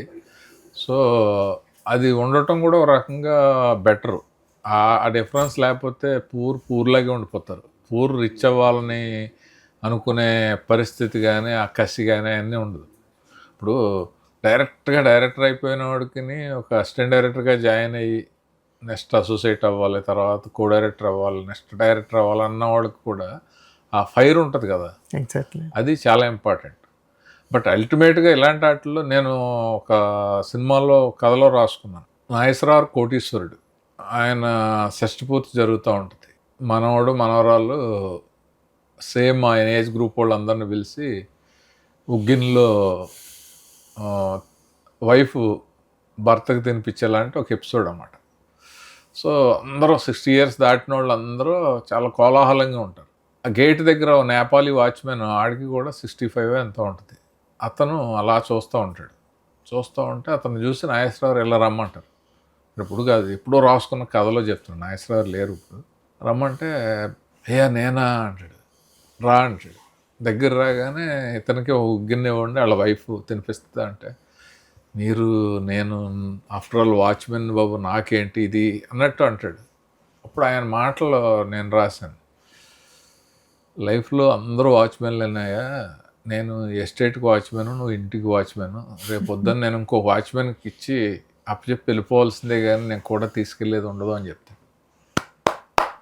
Super sir. అంటే ఒక గ్రేట్ ఫిలాసఫీ ఉంది సార్. అవును, అంతే. ఇప్పుడు ఎవరైనా చూడండి, ఇప్పుడు రామోజీరావు ఉన్నారు, నెక్స్ట్ ఎవరికో అప్పచెప్పి వెళ్ళిపోయాడు కదా, ఆయన ఏమైనా కూడా తీసుకెళ్ళాడా? Watchman sir. సెక్యూరిటీ ఉంటాడు, అతను చనిపోయినప్పుడు ఇంకో వాచ్మెన్ వస్తాడు అక్కడికి, అంతే కదా. ప్రతి వాడు ఒక వాచ్మెన్నే లెక్క. ఈ సీన్ ఎక్కడో చోట పెట్టండి సార్.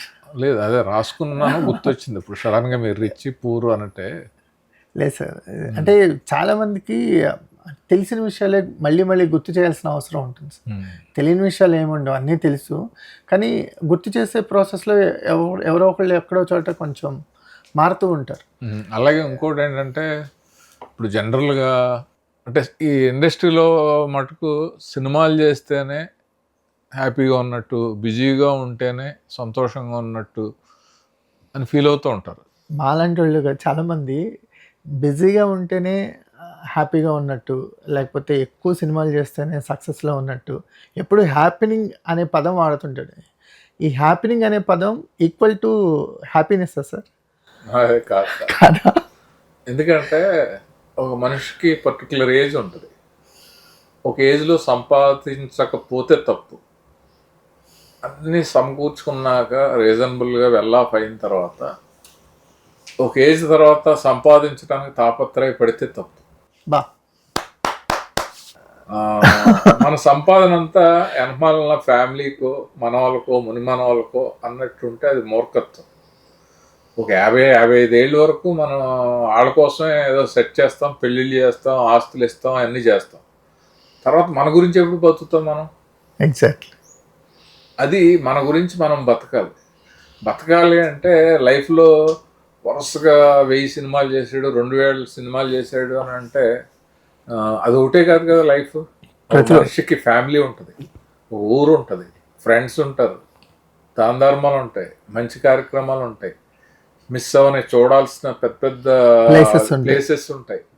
ఇవన్నీ ఉంటే మంచి పరిపూర్ణమైన లైఫ్. కానీ నేను ఒక 1000 సినిమాలు చేశాను, సెట్లోనూ ఇంటికాడ మెస్ భోజనం చేశాను, మా ఇంట్లో భోజనం కూడా చేసేవాడిని కాదంటే దాంట్లో ఏముంటుంది?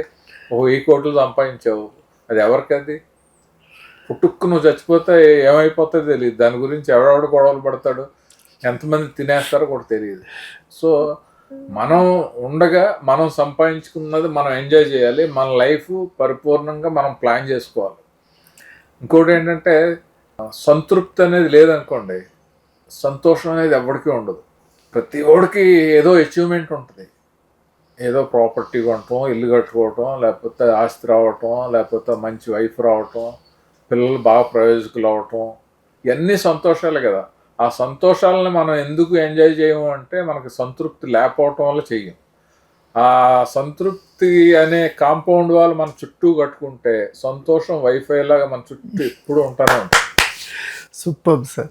అంటే మాకేంటంటే ఒక 5-6 ఏళ్ళు ఎవరైనా సినిమాలు చేయకపోతే జనరల్గా ఏం సార్ ఈ మధ్య సినిమాలు తగ్గినాయా, లేదా తగ్గించేసారా, లేకపోతే ఏంటి హ్యాపెనింగ్స్లో లేరా అంటే ఈయన ఈ రోజు షూటింగ్కి వెళ్ళటమే అచీవ్మెంట్ లాగా.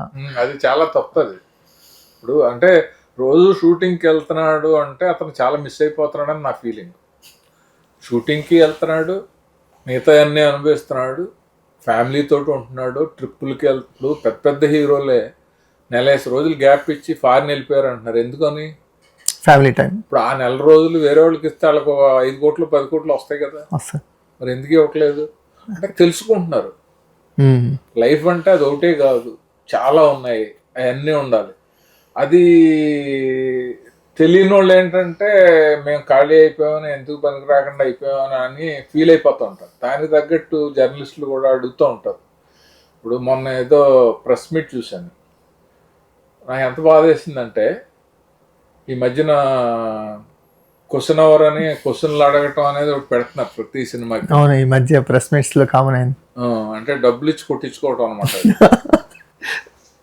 ఒక అతను అడుగుతున్నాడు, అదేంటి సార్ అంత మాట అన్నారు? నిజమే. అది ఎవరో ఒక అతను ఒక క్వశ్చన్ అడిగాడు, ఆ డైరెక్టర్కి ఎంత క్రితం ప్లాఫ్ ఉంది కదా, మీరు ఏ గట్స్ తోటి ఇచ్చారో అవకాశం అని. తప్పు సార్, అది ఎంత తప్పది.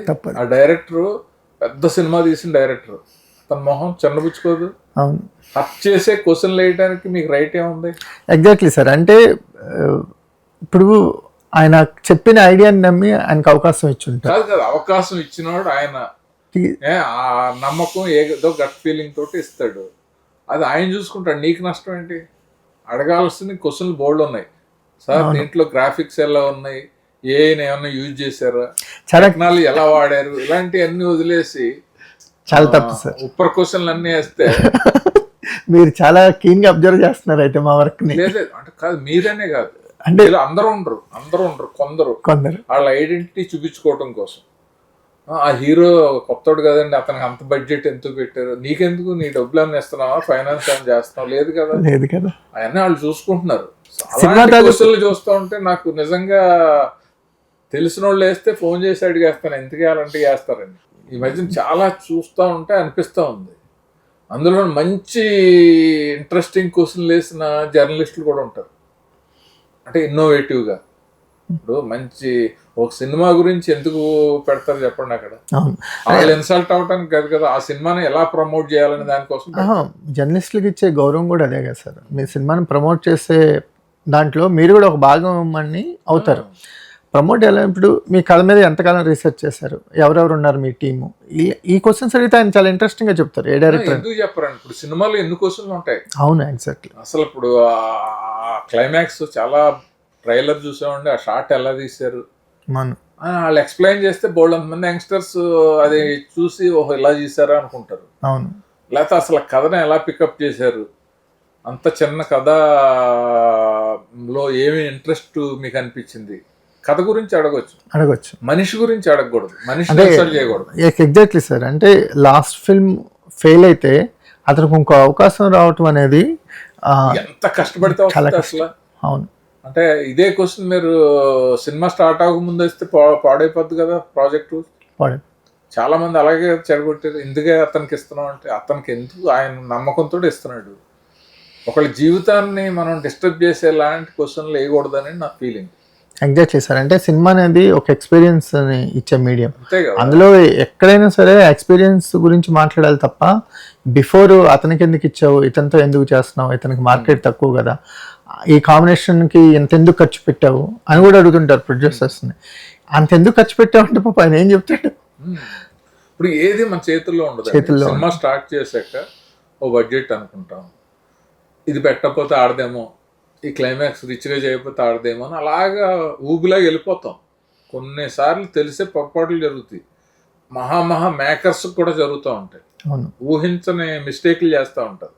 ఇది ఎవరి చేతిలోనూ ఉండదు, ఎవరు కావాలని చేయరు.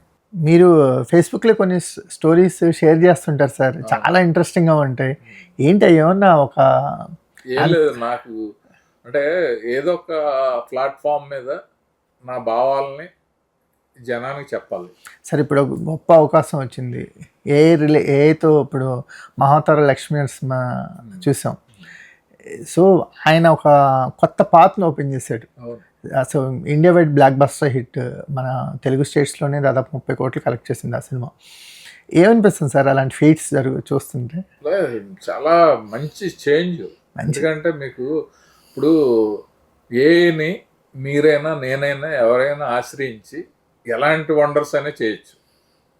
ఇప్పుడు అది లేకుండా ఒక పెద్ద హీరో చుట్టూ తిరిగో, లేకపోతే పెద్ద నిర్మాత చుట్టూ తిరిగో, పెద్ద బడ్జెట్లో చేయాలంటే సంవత్సరాల కొద్ది పట్టేస్తుంది. నిజంగా మీకు క్రియేషన్ అనేది ఉంటే ఏఐని వాడుకుని వండర్స్ క్రియేట్ చేయొచ్చు. సో అలాంటి ప్లాట్ఫామ్ మనకు దొరికింది అన్నందుకు అదృష్టంగా ఫీల్ అవ్వాలి. క్రియేటర్స్ ఇన్నోవేటివ్గా ఆలోచించే వాళ్ళందరికీ కూడా డెఫినెట్గా అదొక న్యూ పర్సెప్షన్ ఓపెన్ చేశాడు డైరెక్టర్ అశ్విన్ కుమార్. సో మీరు ఫేస్బుక్లో షేర్ చేసే కథలు ఏమన్నా వచ్చే అవకాశం ఉందా? భవిష్యత్తులో రావచ్చు. అంటే గ్రాఫిక్స్ బేస్డ్ అయితే చేయొచ్చు, కానీ నా అన్నీ ఎమోషనల్గా హార్ట్ టచింగ్గా, ఇప్పుడు మీరు ఇందాక క్లాప్స్ కొట్టారు చూసారా, అలా ఉంటాయి. కంటెంట్ ఓరియంటెడ్గా ఉంటాయి. ఇప్పుడు ఈటీవీ విన్ వాళ్ళు కథాసుధా అని ఒకటి స్టార్ట్ చేశారు కదా సార్. సో ఈటీవీ విన్ వచ్చిన తర్వాత ఓటీటీ ప్లాట్ఫామ్లో ఒక అంటే ఆల్ ఏజ్ గ్రూప్స్ చూసే 7+ ఏజ్ గ్రూప్స్ చూసే కంటెంట్ అంతని వాళ్ళు ప్రొడ్యూస్ చేస్తున్నారు. సో మీ కథలో అలాంటి చోట చూస్తే బాగుంటుంది అనిపిస్తుంది. థ్యాంక్ యూ చేయొచ్చు, అది పెద్ద మనకు తెలిసిన వాళ్ళు కాబట్టి. అంటే బేసిక్గా ఎలా ఉంటుందంటే, మళ్ళీ ఒక మంచి డైరెక్టర్గా హిట్ కొట్టాలి అనేది ఉంటుంది. మామూలు కథాసుధకి ఒక 1/2 అవర్ స్టోరీ చేద్దామా, లేకపోతే వెబ్ సిరీస్ చేద్దాం అనే దానికంటే తప్పని కాదు, కానీ నా మైండ్ అంతా దీని మీద ఉంటుంది. ఎలాగూ బాగానే ఉన్నాం, చేయకపోతే మనకి ఇబ్బంది అనేది లేదు అన్నప్పుడు కొడితే దాన్నే కొట్టాలన్నట్టు. అంటే అంటే out of the box sir, మాకేమనిపిస్తుంది అంటే ఈ కథలు బాగున్నాయి, దీన్ని కొంచెం ఒక స్టోరీగా ఫామ్ చేస్తే దానికి ఇంకా మోర్ ఆడియన్స్కి రీచ్ అయ్యింది కదా మీ ఫేస్బుక్ కథలు. మోర్ ఆడియన్స్ కొంతమంది ఏమో నవల్గా ప్రింట్ చేయమన్నారు, కొంతమంది అంటే ఈ వీడియో చేసి ఒక వీడియో యూట్యూబ్ ఛానల్ ఓపెన్ చేసి దాంట్లో పెట్టవచ్చు కదా అన్నారు. రకరకాల మామూలు ఫ్రెండ్స్ అందరూ ఐడియాస్ ఇస్తున్నారు. దృశ్య రూపం మాత్రం ఇవ్వండి సార్, అది ఏ ప్లాట్ఫామ్ అయినా పర్లేదు. సో ఎందుకంటే ఆడియన్స్కి ఇప్పుడు చాలా కొత్త కంటెంట్ని బాగా ఎంకరేజ్ చేస్తున్నారు ఆడియన్స్. అసలు థియేటర్ ఈజ్ ఎంటర్టైన్మెంట్కి ఒక బిగ్గెస్ట్ ప్లాట్ఫామ్ అయినా ఆల్టర్నేటివ్ ప్లాట్ఫామ్స్లో కూడా చాలా స్ట్రాంగ్గా ఉన్నాయి కాబట్టి. సో ఎనీ అదర్ ప్లాట్ఫామ్ మనం కూడా ఏంటంటే మారాలి కదా, మీరు అన్నట్టు అప్డేట్ అవుతూ ఉండాలి. మీరు చాలా అప్డేట్ అయ్యారనే విషయం మీతో కాన్వర్జేషన్ స్టార్ట్ చేసిన ఒక 10 minutesకి అర్థమైంది. సో అంటే ఇప్పుడు సినిమాలు చేసే వాళ్ళ మైండ్ సెట్ ఎలా ఉందో ఇంచుమించు మీరు కూడా ఆ అప్డేషన్కి వచ్చేసారు. Yes exactly. ఈ ఒక గొప్ప సలహా ఏమన్నా ఇండస్ట్రీ నుంచి ఏమన్నా అందుకున్నారా సార్?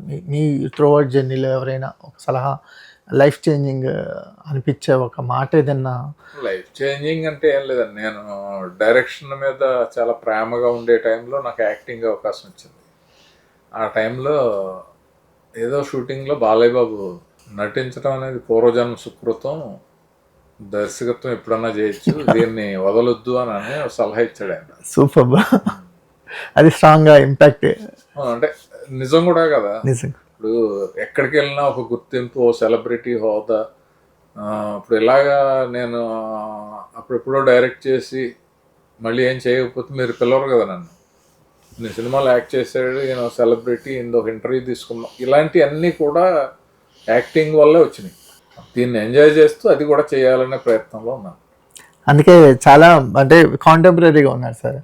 మీ కథలు కానీ మీతో మాట్లాడిన తర్వాత మాకు బిఫోర్ ఇంటర్వ్యూ స్టార్ట్ అవడానికి ముందున్న అభిప్రాయాలు చాలా వరకు మారిపోయాయి. వీ హ్యాడ్ నిజంగా చాలా మాకు టైం ఇచ్చినందుకు చాలా thanks. At the same time అంటే ఒక సామెత ఏదో ఒకటి మీకు అడిగేవాడికి చెప్పేవాళ్ళు ఒక నేను ఆ మాట నేను అది ఈ మధ్యన ప్రెస్ మీట్లు చూస్తుంటే ఇందాక చెప్పాను కదా, మామూలు ఇప్పుడు వాళ్ళు ఎక్కడో స్టేజ్ మీద ఉంటారు, మన మిత్రులు జర్నలిస్ట్ మిత్రులు అందరు కింద ఉంటారు, కానీ వీళ్ళు అడిగే క్వశ్చన్లకి వాళ్ళు ఆన్సర్లు చేయలేక వాళ్ళు కింద ఉన్నట్టు వీళ్ళు ఎక్కడో ఉన్నట్టు కనిపిస్తూ ఉంటారు. అవును సార్, కానీ అన్నిటికంటే అంటే సినిమా ఈజ్ అబోవ్ ఆల్స్ కదా సార్. సినిమా ఈజ్ అబోవ్ అంటే ఆ సినిమా ఏం లేదు. నా ఉద్దేశం ఎవరి మీద నెగిటివ్ అని కాదు, ఇంకోటి అని కాదు, కానీ జర్నలిస్టులైనా ఎవరైనా ఒక ఆర్టిస్టులు, జర్నలిస్టులు, టెక్నీషియన్స్, కార్మికులు అందరూ సినిమా మీద బతుకుతున్నాం. సినిమా ఆడడానికి మన వంతు మనం ఏం చేస్తున్నాం అనేది చూడాలి. మనం వేసే ప్రశ్న అవ్వచ్చు, మనం ఇచ్చే సలహా అవ్వచ్చు, అది సినిమా ప్రమోషన్ చేయటానికో, సినిమా ఒక 4 రోజులు ఆడడానికో ఉపయోగపడుతుందా లేదు అనే యాంగిల్లో ఉండాలి. అక్కడ ఉండి మనం స్పెషల్గా అడిగామనో, మన ఐడెంటిటీ చూపించుకోవాలనో, మనం ఏదో గొప్పగా ఆ అవతలను ఇబ్బంది పెట్టామనే యాంగిల్లో మాత్రం క్వశ్చన్లు వేయకూడదు అనేది నా personal feeling. Exactly sir. Cinema మీద మీకున్న ప్రేమ ఏంటో తెలుస్తుంది, మీ నుంచి మంచి కంటెంట్ రాబోతుందని కూడా అర్థమవుతుంది. అది ఎప్పుడో ఏంటో మీరే చెప్పాలి. ఒక మంచి కంటెంట్ కోసం వెయిట్ చేస్తున్నాం. Thanks for your time sir. Thank you అండి. Thank you very much sir. Thank you very much sir. మీరు చాలా మంచి టైం ఇచ్చారు. అంటే మీతో మాట్లాడిన తర్వాత కొన్ని మీరు నాగేశ్వరరావు గారి కాంబినేషన్లో చెప్పిన సీన్ అయితే నాకు చాలా రోజులు గుర్తుంటుంది సార్. ఈ కాన్వర్జేషన్స్లో కొన్ని విషయాల్లో ఆ సీన్ నాకైతే ఆ సీన్ మళ్ళీ ఎప్పుడు స్క్రీన్ మీద చూస్తానని వెయిట్ చేస్తున్నాను. Thank you very much sir. Thank you sir. నమస్తే.